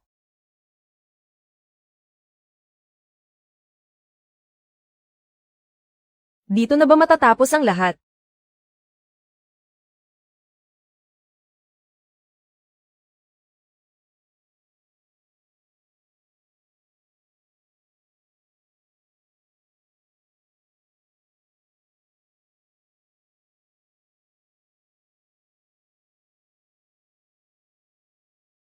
Kapitan. Talagang natakot ako ng husto. Kapitan Bo, ano na ang lagay? Normal na ang takbo ng eroplano. Nasaan ang Chief Flight Attendant He? Ano ang lagay sa labas? Chief Flight Attendant He. Malakas siyang tumama sa pinto kanina. Mukhang nasaktan siya. Nasugatan siya. Napakalakas ng pag-alog kanina. Ang mga pasahero, siguradong takot na sila. Totoong nakakatakot nga. Muntik na rin akong mamatay sa takot. Pero, mabuti na lang at nandoon si Mrs. Bo, nakontrol niya ang sitwasyon. Kapitan Bo, ang daya mo naman. Napakagaling ni Mrs. Bo, pero hindi mo man lang sinabi sa amin. Pagbalik ko, ibabalita ko ang magandang balitang ito. Mga ginang at ginoo, nagbalik na sa normal ang ating eroplano. Tapos na ang pag-alog. Mangyaring kumalma ang lahat. Pagkatapos ng mabilis na pagsusuri ng mga flight attendant, maaari na kayong kumilos ng normal. Salamat sa Diyos. Hay salamat. Akala ko talaga. Dito na ako mamatay. Napakabuti. Diyos ko po, itong si Mrs. Bo, napakakalmado at ang lamig ng ulo. Oo nga, napakagaling din ni Kapitan Bo. Siya pala ay asawa ng kapitan. Baka magmukha akong tanga sa harap niya. Magandang araw sa inyong lahat, ako ang kapitan ng flight na ito, Bo Xingji. Si Kapitan Bo nga. Kani-kanina lang, ang ating eroplano ay nakaranas ng matinding thunderstorm na nagdulot ng malakas na pag-alog sa ngalan ng Nanxing Aviation at ng buong crew. Sa inyong lahat, tinatanggap ninyo ang aming taus-pusong paumanhin. Salamat sa inyong pag-unawa at pagtitiwala.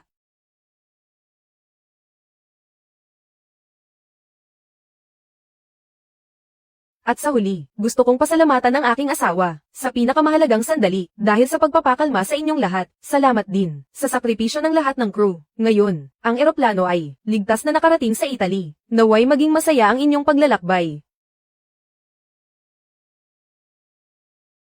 Salamat, Kapitan Bo. Itong si Kapitan Bo, napaka-perpekto talaga, hindi lang gwapo, ang ganda pa ng boses. Iyon na nga, grabe, ang husay ng teknolohiya niya. Sa susunod, kampante na ako basta siya ang nagbabantay. Sa airline na nila ako sasakay uli, Mrs. Bo. Hindi lang siya maganda. Ang tatag niya pa sa gitna ng panganib, yung ginawa niya kanina, para siyang isang huwarang babae talaga.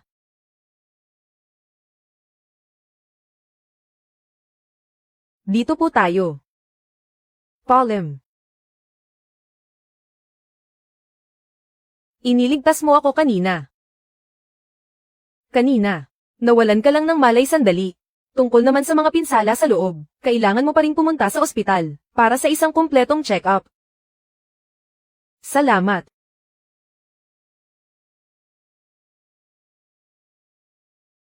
Kapitan Bo, parang nag-aalala siya, sa kalagayan mo. Siguro. Gusto ka talaga niya. Talaga. Bo Xingji.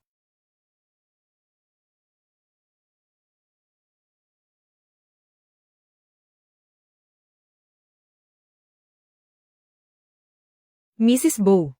Saan ka pupunta? Salamat sa pagtatanggol sa akin kanina. Ako.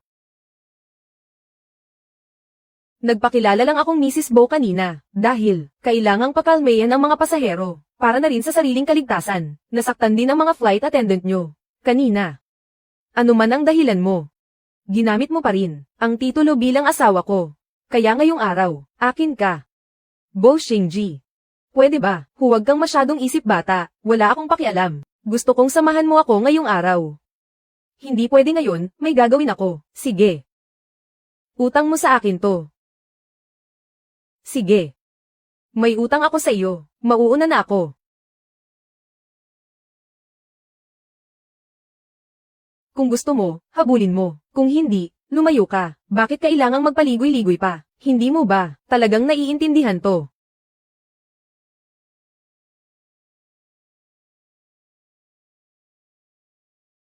Ay kanselo mo lahat ng lakad ko. Dito muna ako. Mananatili muna ako rito. Opo. Pinuno.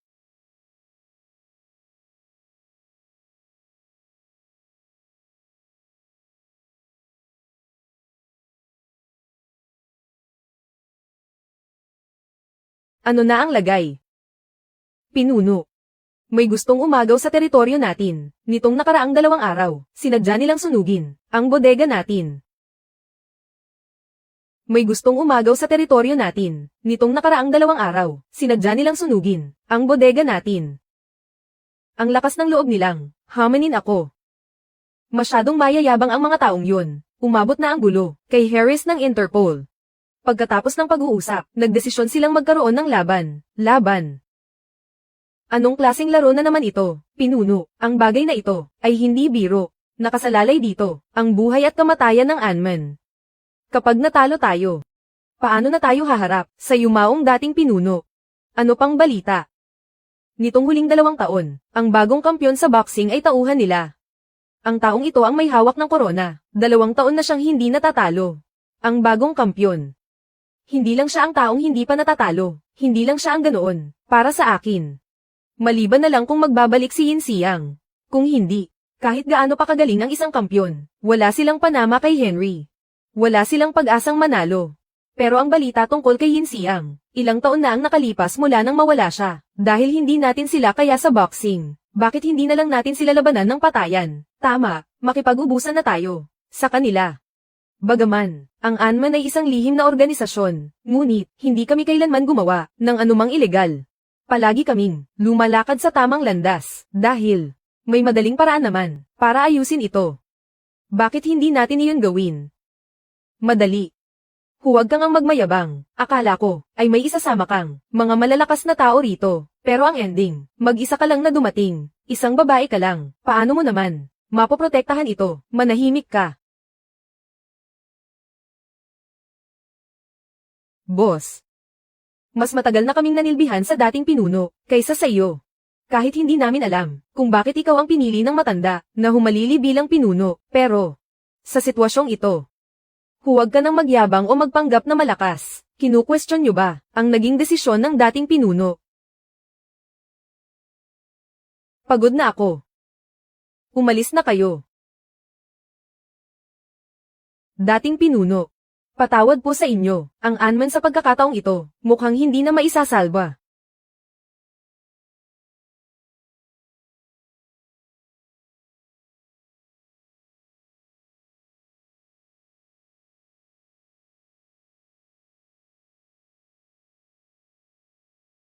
Sir, narito rin po ba kayo para manood ng Huling Tapatan?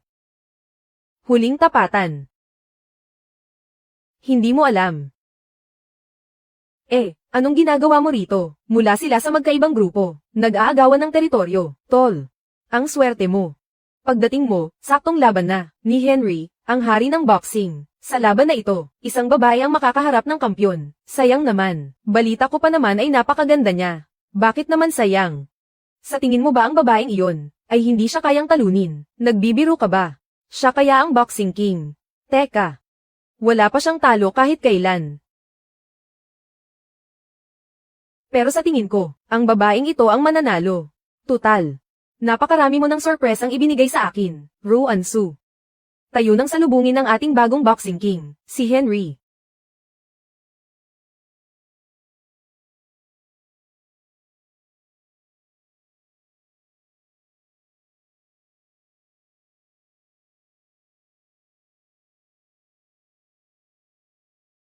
Henry.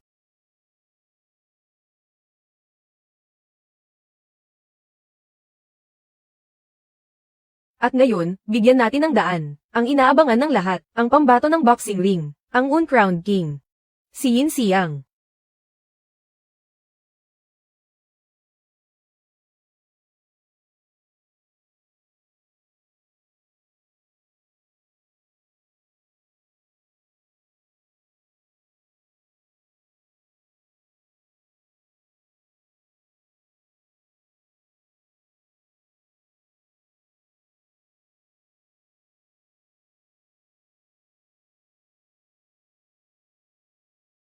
Diyos ko, tama ba ang nakikita ko? Si Yin Xiang nga. Ang Anman sa pagkakataong ito, talagang naglabas ng malaking puhunan. Nagawa nilang maimbitahan si Yin Xiang. Balita ko kay Yin Xiang, hindi ba't nagretiro na siya? Buhay pa pala siya. Ayos, ang aking Yin Xiang. Ikaw si Yin Xiang.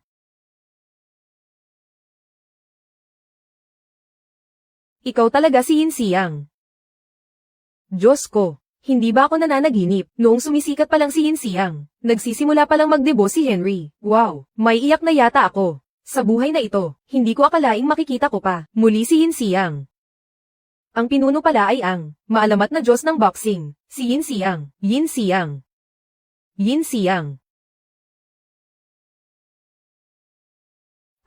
Tumaya pa naman ako kay Henry. Yari na. Hi, tumaya rin ako kay Henry. Siguradong walang sino man ang tumaya sa Anman, di ba? Tumaya ako. Ang kulit mo rin. Sinundan mo pa talaga siya rito. Siguradong limpak-limpak ang kikitain niya.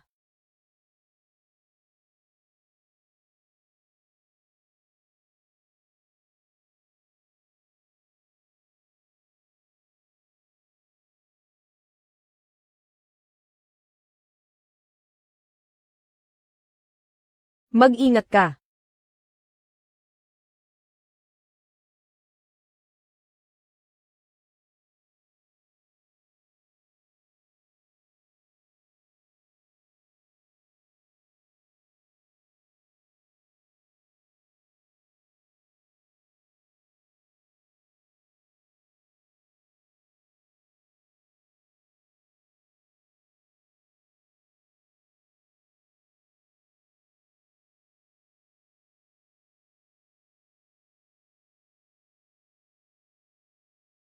Yin Xiang. Nanalo tayo, nanalo tayo. Kuya Lin, nanalo tayo. Oo. Ang galing ko, di ba?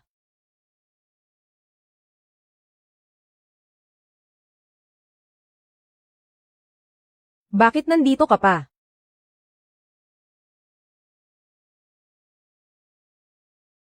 Masakit ba? Kapitan Bo. Nag-aalala ka ba sa akin? Kapitan Bo. Kanina, parang. Sobrang kaba mo para sa akin. Oo. Nag-alala ako sa iyo. Kaya, masakit ba o hindi? Mula noong bata pa ako. Ngayon lang may nagtanong sa akin, kung masakit ba ang nararamdaman ko. Oo. Medyo masakit. Sumama ka sa akin sa ospital. Ako na ang pinakamagaling na doktor. Bakit pa tayo pupunta sa ospital? Kaya ka ba pumunta rito sa Italia? Ay para lang dito. Madalas naman akong wala. Pero ang Anman na ito ang iniwan ng tatay-tatayan ko. Kailangan ko itong protektahan para sa kanya. Kailan ka pa nagkaroon ng tatay-tatayan? Hindi ba naging mabuti ang tunay mong ama sa iyo? Oo. Hindi siya naging mabuti sa akin. Napakasama niya. Bakit ngayon mo lang naisip ang sabihin sa akin?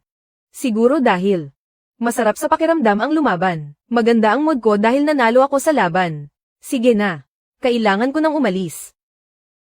Saan ka pupunta? Tapos na ang kailangan kong gawin. Babalik ka na ba sa bansa? Sumabay ka na sa akin. Kuya Shinji. Kuya Shinji. Cheng Ziyin. Kuya Shinji. Kuya Shinji, nabalitaan kong nandito ka sa Italia. Galing pa ako sa school, para lang makita ka. Sino siya? Isang estranghero lang. Kuya Shinji, tayo. Sabay na tayong kumain. Pagod na ako. Kumain ka na lang mag-isa.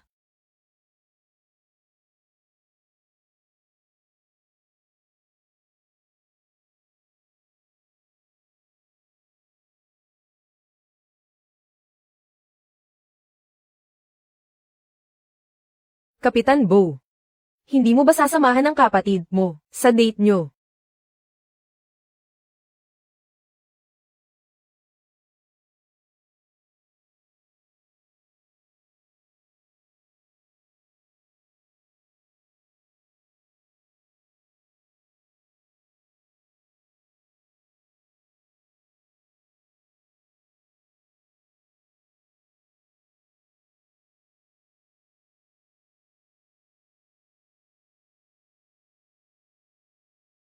Nagseselos ka ba? Sa hotel ko ka na matulog ngayong gabi. Sa hotel ko ka na matulog ngayong gabi. May matutuluyan ako. Mrs. Bo. May utang ka pa sa aking isang araw. Sige. Kung matutulog, edi matulog. Pasensya na po, wala na pong bakanteng kwarto, madam. Pasensya na po, madam, wala na pong bakanteng kwarto. Maganda ang serbisyo sa hotel na ito, kaya sa karaniwang sitwasyon, kailangang mag-book ng maaga, hindi na makakakuha kung ngayon lang magpapareserba. Talaga? Oo. Ngayon ko lang nakita, si Kapitan Bo, na ngumiti ng ganyan. Malaki ang kwarto ko, may bedroom pa, huwag kang mag-alala, wala akong gagawing masama. Sige na nga. Tutal, hindi naman ito ang unang beses na nagsama tayo sa isang kwarto.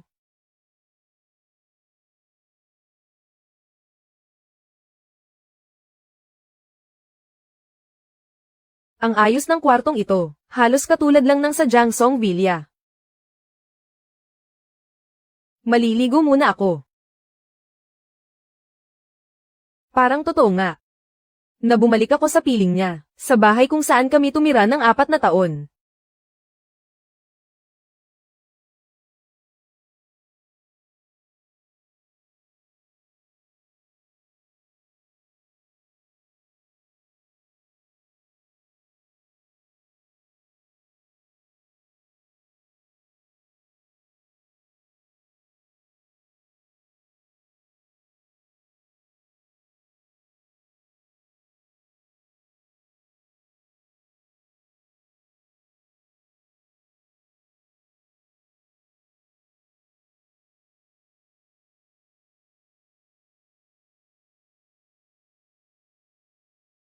Kanina pa tumutunog ang telepono mo. Napaka-maingay. Kanina pa tumutunog ang telepono mo. Napaka-maingay. Tulungan mo akong sagutin. Sagutin mo na. Hello. Hindi ba ito ang cellphone ni Kuya Shinji? Kakaligo lang niya. Kung may kailangan ka, sabihin mo na lang sa akin. Ako na ang magpaparating sa kanya. Sino ka? Bakit ka kasama ni Kuya Shinji? Tinawagan mo ba to? Para lang itanong yan. Mukhang wala naman palang mahalagang sasabihin. Ibababa ko na. Ang iyong si Miss Cheng, sa pagsagot ko ng tawag mo, ay mukhang hinding-hindi natutuwa. Balak ko sanang magluto ng 2 serving ng pork noodles, pero ngayon, isa na lang ang gagawin ko. Hi. Napakadamot mo naman.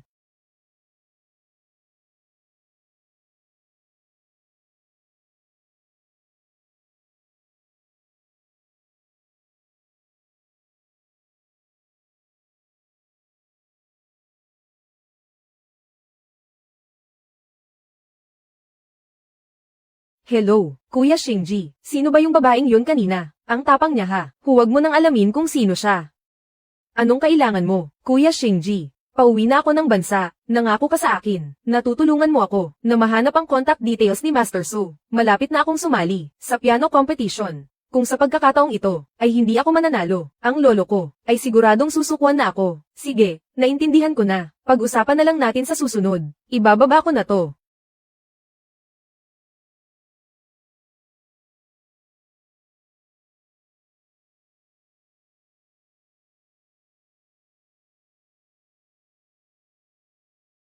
Wala ba talaga para sa akin? Dating asawa mo lang naman ako. Hayaan mo na lang ang Miss Cheng mo ang magluto para sa iyo. Wala kaming relasyon. Kababata ko lang siya. Na nagligtas sa buhay ko noon. Oh, tagapagligtas pala ng buhay. Oo. Kaya humihingi siya ng tulong sa akin. Dahil sa utang na loob ko noong bata pa kami, hindi ko siya matanggihan. Tulong. Anong klaseng tulong? Ang pakasalan siya at iuwi sa bahay. Ang ganyang klaseng tulong. Paano mangyayari yan? Gusto lang niyang tulungan ko siyang mahanap ang isang piano master, si Master Su. Dahan-dahan sa pagkain. Siya. Tinanong ba niya kung bakit niya kailangang mahanap si Master Su? May kailangan ba siya? Si Master Su ay nasa 20 pa lang, pero sa kabila ng murang edad, ay nasa rurok na siya ng galing. Kayang-kaya niyang manalo at makuha ang pinakamataas na parangal bilang kampiyon sa World Piano Competition. At ang pamilya Cheng ay kilala sa mundo ng piano, mula nang malaman ni Lolo Cheng na si Master Su ay napakabata pa, pero ganun na kagaling. Habang ang apo niya ay walang sapat na talento, sobrang sumama ang loob niya hanggang sa maospital siya. Oh, kung ganoon, sabihin mo sa kanya na hinding-hindi siya tuturuan ni Master Su. Bakit? Kilala mo ba si Master Su? Ha? Hindi ah.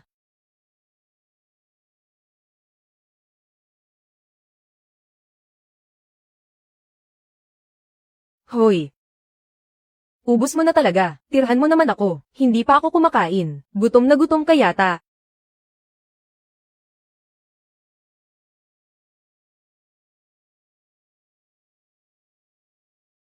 President Bo, nagkita tayong muli. Sige na, Captain Bo, hanggang dito na lang. Magkita tayo mamaya. Saan tayo magkikita?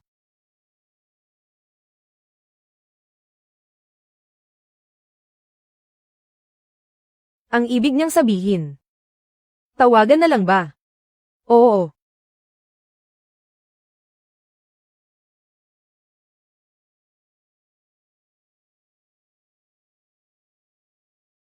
Mamaya. Makikipag-ugnayan ka ba kay Bo Shinji? Sila ang gustong makipag-ugnayan. Ang batikang pianista na si Ruan Su.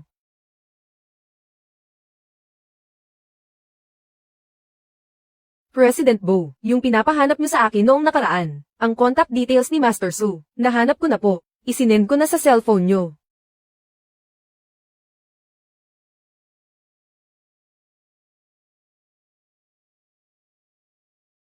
Hello. Kayo po ba si Master Su? Kumusta, President Bo? Ang tagal na nating hindi nagkita. Song Yan. Sigurado ka ba? Tama ba ang numerong ibinigay mo? Hindi po iyan magkakamali. President Bo, hindi pa ba kayo nagtitiwala sa trabaho ko? Yung si Miss Cheng. May iba pa ba siyang hiling ngayon? Sasabihin ko sa kanya, hayaan mong siya mismo ang tumawag sa iyo.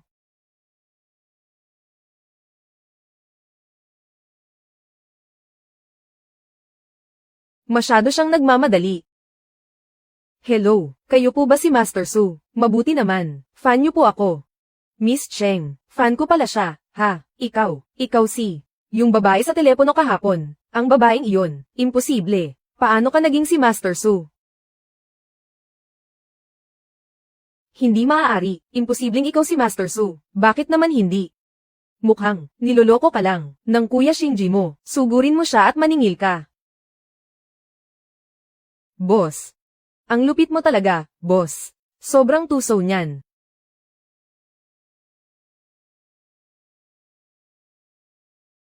Doktora Ruan, tuloy ka. Maupo ka. Director, pinapatawag niyo raw po ako. Doktora Ruan, mayroon sana akong hihilingin sa iyo. Sige po, ano iyon? Sino na naman ang gustong magpa-opera? Lumapit pa talaga sila sa inyo. Sabi ko na nga ba, wala talagang nakakalusot sa iyo. Matalas talaga ang pakiramdam mo, Doktora Ruan. Hindi siya nakiusap sa akin. Ako mismo ang nakikiusap sa iyo. Mayroon akong matalik na kaibigan sa loob ng mahigit 20 taon. Isang matandang kaibigan. May sakit siya. Kailangan niya ng bypass surgery. Ang sakit niyang ito ay dahil lahat sa sama ng loob sa mga apo niya. Ang matandang iyon, bakit ba napakainit ng ulo niya? Hay! Patanjin nga ng medical report.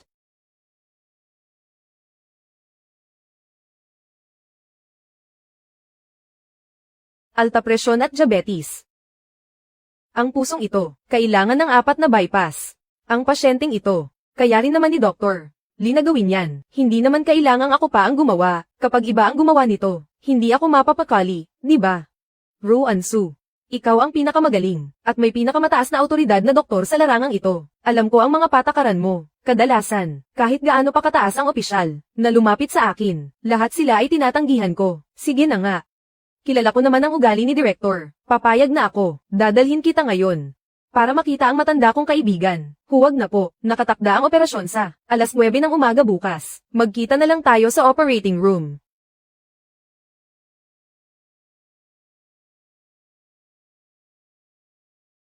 Naku po. Lolo, bakit hindi pa siya lumalabas? Naku.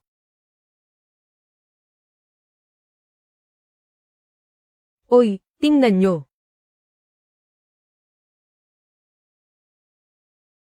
Doktor. Ruan, kumusta na po ang tatay ko? Oo nga po, kumusta na po ang lolo ko? Matagumpay ang operasyon. Ang pamilya ng pasyente, sumama kay Dr. Lee, para pumirma ng kumpirmasyon. Sige po, maraming salamat.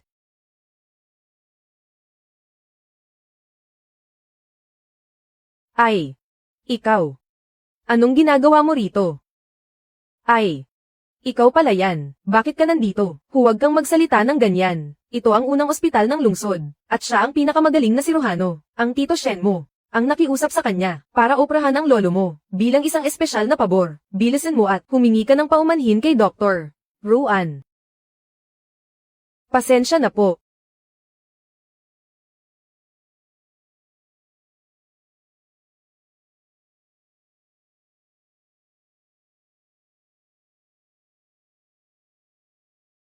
Lolo. Kumusta na po ang pakiramdam nyo? Ikaw pala si Dr. Ruan. Nabalitaan ko kay Old Shen. Maraming salamat talaga sa iyo. Napakabata mo pa, pero napakahusay mo na sa medisina. Lolo. Pinupuri niyo po ako ng sobra. Marami pa pong ibang doktor. Ang tahimik na nagsisilbi. Lahat sila ay nasa kani-kanilang mga pwesto. At bawat isa ay mahalaga. Kaya naman, maraming tao ang dapat nating pasalamatan. Dr. Ruan, napakabata mo pa, pero napakaganda na ng iyong kalooban. Nahihiya tuloy ako sa sarili ko. Lolo. Lolo, nandito po ako para bisitahin kayo. Bakit ikaw na naman? Babaeng ito, bakit para kang maltong hindi matagtag? Hoy, hoy, napakawalang galang mong apo. Bakit ganyan ka magsalita, Lolo? Si Doktora Ruan, ang nagligtas sa buhay ko. Paano mo nagawang maging ganyan kabastos sa kanya? Lolo. Hindi mo man lang alam kung sino talaga siya. Hindi pa naman ako bulag. Hindi po sa ganoon. Siya po yung dahilan kung bakit kayo nagkasakit sa sobrang galit. Ang master sa piano, si Master Su. Tunay ngang ang galing ay wala sa edad. Matanda na talaga ako. Hindi ko akalain na si Dr. Ruan, bukod sa pagiging mahusay na doktor, pati sa pagtugtog ng piano, ay world class din ang galing. Kung apo lang kita. Napakasaya ko siguro. Miss Cheng, kailangan pa ng lolo mo ng katahimikan para makapagpahinga, at saka, ospital ito. Kaya pakiusap, huwag kang mag-iskandalo rito. Kuya Shinji, nandito ka na pala. Lolo Cheng, oh, ang laki na talaga ni Shinji. Kuya Shinji, ano ba talaga ang ugnayan ninyong dalawa? Bakit parang ang tamis ninyo sa isa't isa? Nililigawan ko siya. Ano? Ayos yan. Napakahusay ni Dr. Ruan. Bagay na bagay talaga kayo. Perfect match. Naku naman, Lolo, bakit kinakampihan mo pa ang ibang tao? Ikaw talaga, matuto kang ang tumulad sa ate Ruan mo. Sa totoo lang, wala ka pa sa kalingkingan niya. Lolo, magpahinga muna kayo ng mabuti. Babalik na lang ako mamaya para bisitahin kayo. Sige, salamat ha.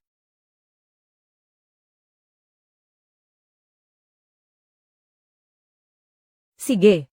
Kuya Shinji.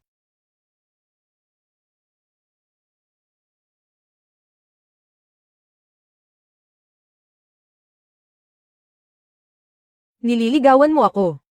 Ruan Su. Napagtanto ko na. Hindi ko na talaga kayang mawala ka. Ngayon ko lang narinig. Mula sa mapagmataas na si Bo Shinji. Ang mga salitang yan, pakiramdam ko, parang ngayon pa lang kita nakikilala ng lubos. Habang mas nakikilala kita. Lalo akong nahuhulog sa'yo. Hindi ka ba nagagalit na napakarami kong inilihim sa'yo? Kung mas naging mapagmalasakit lang sana ako sa'yo noon, marahil ang mga lihim mo ay matagal ko nang nalaman.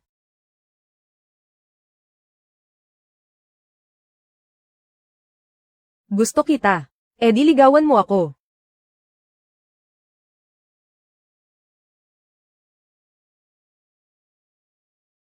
Asawa ko, anong gusto mong kainin mamaya? Teka lang. Mali ang tawag mo sa akin. Pinayagan kitang ligawan ako, pero hindi ko sinabing papakasalan na kita agad. Sige. Napakagandang Miss Ruan. Maaari ba kitang makasama sa hapunan? Sagutin mo muna yung tawag.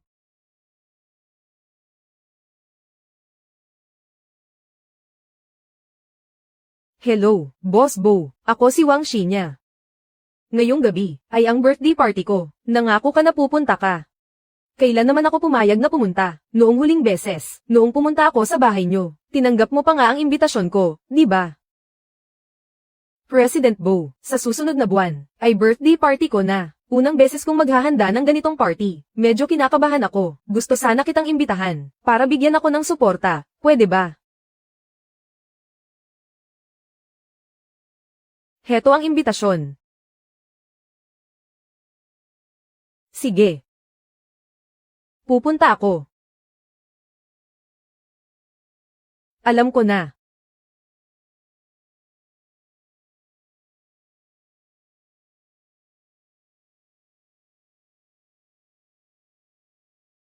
Bakit ka nakatingin sa akin ng ganyan? Kasalanan mo to lahat. Noong huli kasi, nagpanggap kang, wala kang pakialam, kaya pumayag akong pumunta. Bakit naging kasalanan ko yun? At saka, wala naman talaga akong pakialam, wala akong paki. Ang mga bagay na ipinangako ko, hindi ko binabawi. Ikaw ang may gawa nito, kaya managot ka. Paano naman ako mananagot? Sumama ka sa akin. Ikaw.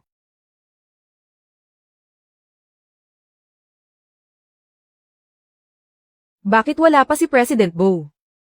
Dahil nangako siyang darating. Siguradong hindi siya sisira sa usapan. Maghintay pa tayo ng kaunti.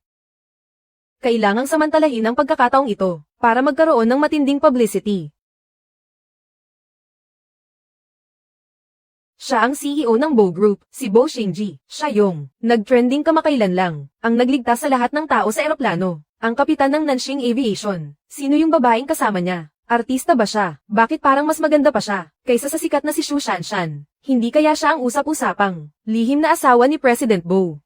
Sa ginagawa mong ito, hindi ka ba natatakot na makuhanan ng litrato? Mahal kita ng tapat at wala akong ikinahihiya. Ano ang dapat kong ikatakot? Sino ba ang babaeng ito? Inimbitahan ko ba siya? Sa anong karapatan niya para samahan si President Bo na pumunta rito? Ang ganda niya talaga.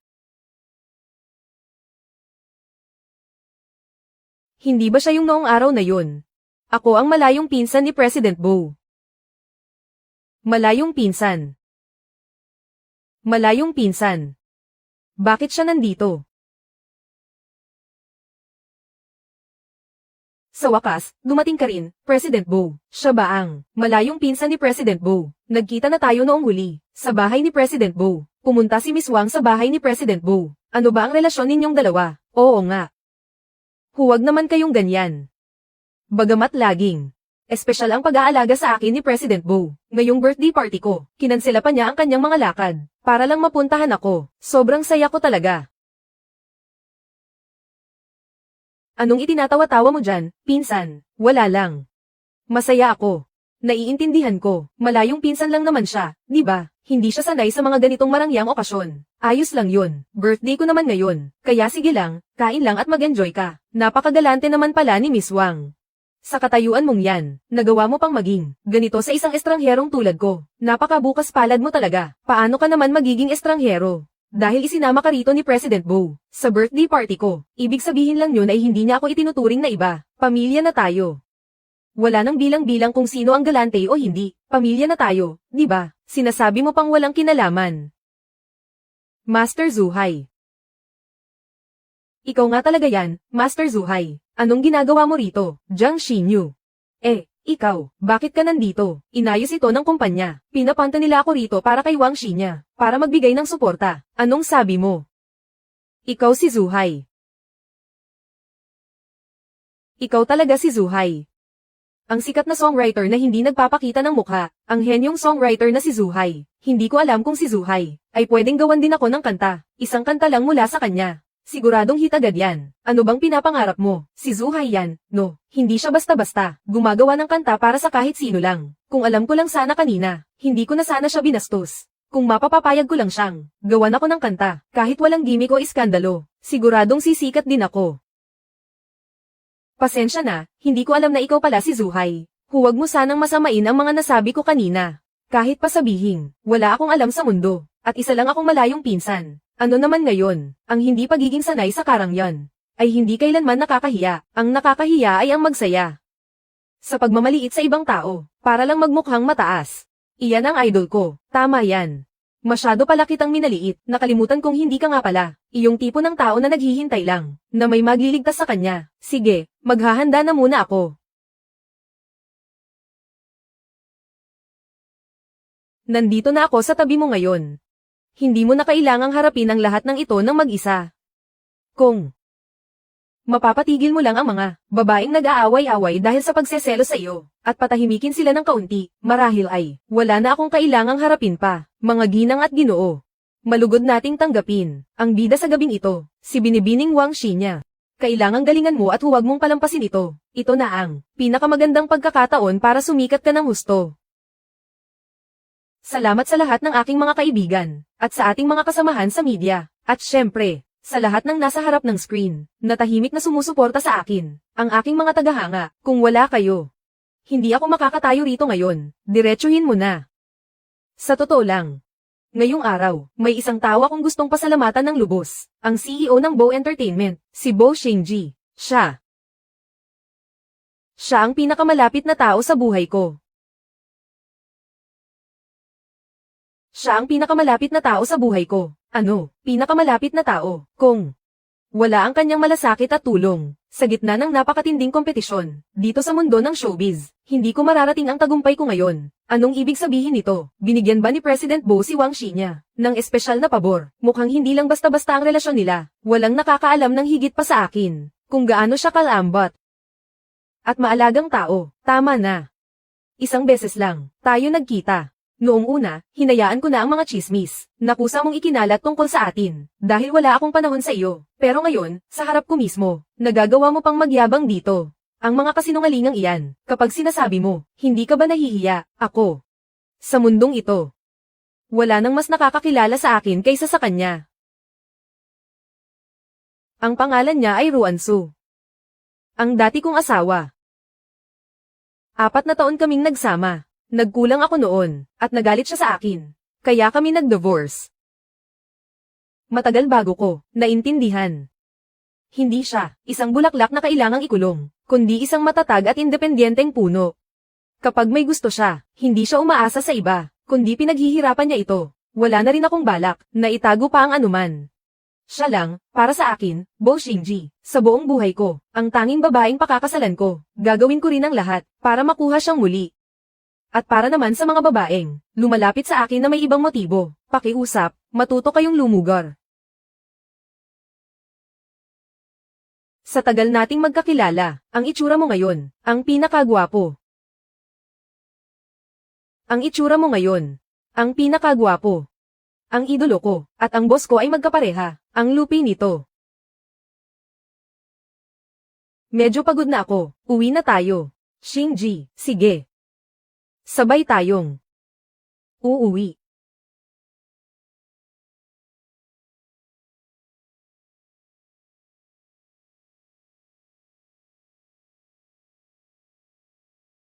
Ikaw. Sasama ka ba sa akin pauwi? Anong iniisip mo? Umuwi ka na sa inyo. Uuwi na rin ako sa amin. Akala ko kasi. Yung charity auction sa Makalawa, natatandaan mo pa ba? Ang huling habilin ni Lolo, syempre, tanda ko. O sige, sabay na tayong pumunta. Sige ba? Sa Makalawa, kita-kits tayo.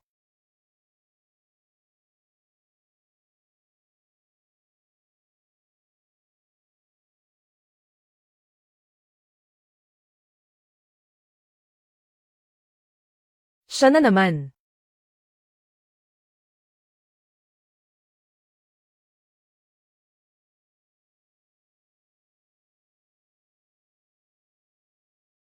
Kuya Shinji, bakit nandito ka rin? Magsisimula na ang auction. Puntahan mo na si Lolo at maupo sa tabi niya. Mapapag-alitan ka na naman niya mamaya.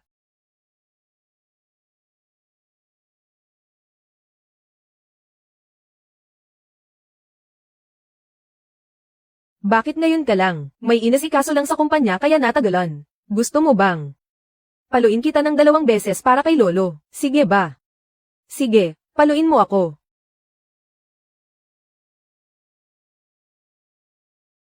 Ngayon na, narito na ang ating unang item para sa araw na ito, ang calligraphy na pinamagatang Leng Fengting.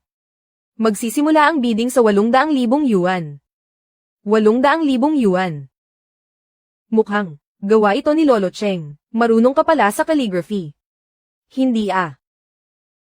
Paano mo nalaman? Nakasulat kaya doon sa taas, di ba? 3 milyong yuan. 3 milyon, para sa unang pagkakataon. 3 milyon, para sa ikalawang pagkakataon. 3 milyon, para sa ikatlong pagkakataon.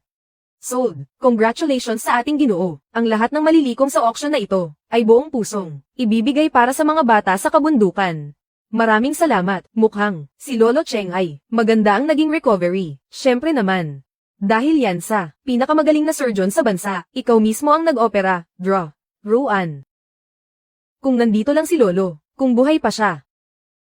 Siguradong nandito rin siya ngayon, di ba? Oo nga. Noong nabubuhay pa siya, lagi siyang pumupunta sa mga probinsya. Nagdadala siya ng mga gamit at pagkain. Tinuturuan din niya ang mga bata doon. Oo nga.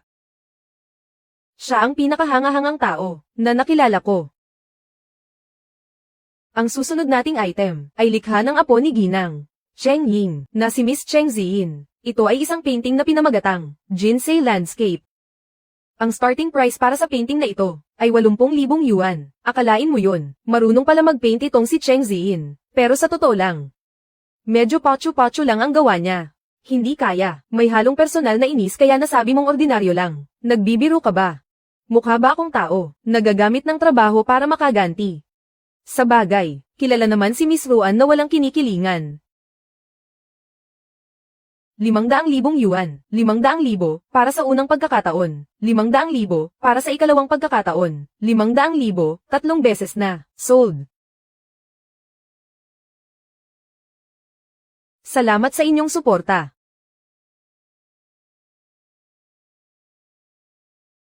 Hindi ko talaga alam kung anong koleksyon ang dala ni Miss Ruan. Huwag mong sabihin, wala kang dalang kahit ano. Maya-maya, malalaman mo rin. Baka naman mga bagay na kaiyahiya, kaya hindi mo mailabas. Baka naman mga bagay na kaiyahiya, kaya hindi mo mailabas. Sa katulad mo, na kahit 10,000 ay hindi man lang nagkakahalaga, nagagawa mo pang ipakita. Bakit naman hindi ko mailalabas? Ay nako, Kuya Shinji, tingnan mo siya oh. Tama ang sinabi niya. Ang kaligrapiya ng lolo mo ay talagang mahusay, pero yang mumurahin mong talento, bakit mo pa ipinagmamayabang? Ang susunod ay mula kay Miss Ruan Su, ang kanyang dalang koleksyon, isang painting na pinamagatang, ang pagpupugay ng daang ibon sa Phoenix. Ang pagpupugay ng daang ibon sa Phoenix, huwag mong sabihin, ito ang gawa ng tanyag na kaliweteng. Master Su. Ang pagpupugay ng daang ibon sa Phoenix, isa ito sa mga pinakasikat na obra ni Master Su. Ang panimulang presyo ay 10 milyon. 10 milyon, 20 milyon. Gawa nga talaga ito ni Master Su. Napakaganda ng pagkakapinta. Ang painting na ito ay likha ni Su Yan. Ang obra ni Master Su, ang kanyang mga gawa ay laging walang katumbas na halaga. Kaya naman, simulan na ang bidding. Totoo nga, gawa niya ito. Isang karangalan na masilayan, ang kanyang painting. Wala na akong mahihiling pa sa buhay na ito. Nagbida na naman siya.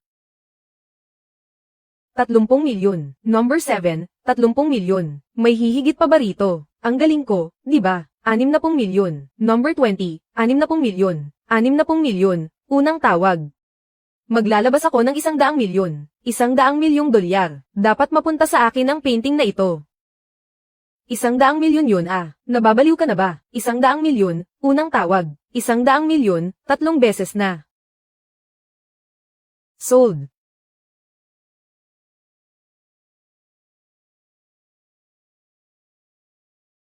Ito ay.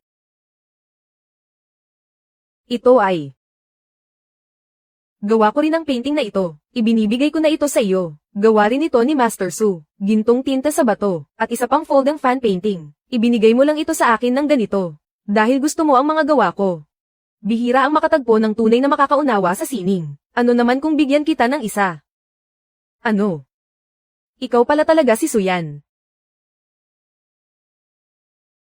Bakit? Hindi ka na ba nagulat sa pagkakataong ito? Ang mga titulong ito na nakakabit sa iyo. Normal lang iyon. At saka, nang lumabas, ang painting na ito kanina, nahulaan ko na agad. Ang ating munting Shinji, ang ating munting Bo Shinji, lalo ka talagang nagiging matalino. Lengguan. Ito ang paboritong puting bulaklak ni Lolo. Mamaya ng kaunti, sabay tayong pumunta para dalawin si Lolo. Sige.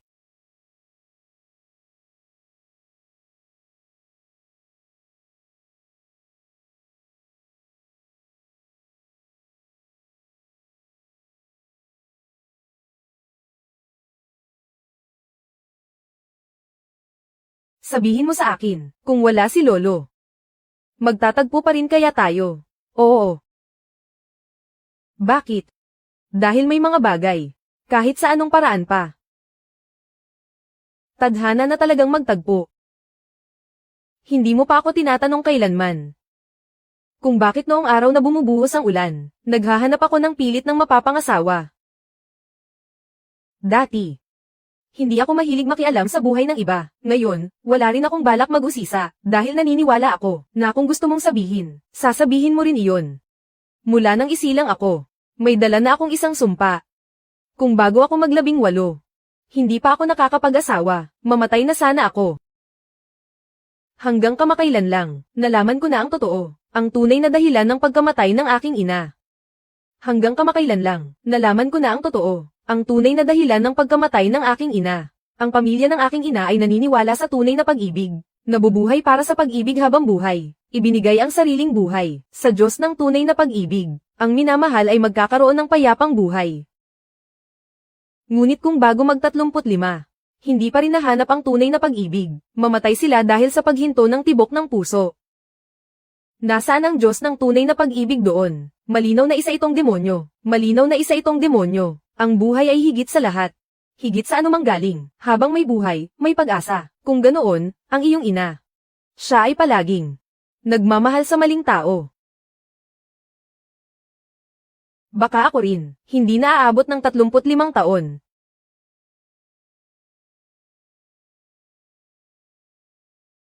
Mabubuhay ka ng matagal, aabot ka ng 100 taon. Talaga ba?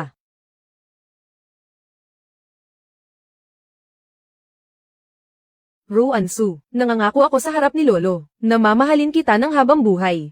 Hindi kita pipigilan sa iyong pag-unlad. Ano man ang gusto mong gawin. Sasamahan kita sa lahat ng iyon. Paano kung mapako ang iyong pangako? Kung ganoon, hayaan mong kunin ako, ng iyong Diyos ng tunay na pag-ibig. Pagdating ko doon, tatanungin ko siya ng maigi, kung nagtatrabaho ba siya ng maayos, o kung may nagawa siyang pagkakamali, gayong kitang-kita naman, na mahal kita. May bulalakaw. Baka nagpaparamdam na si Lolo. Nagpaparamdam na ang iyong ina.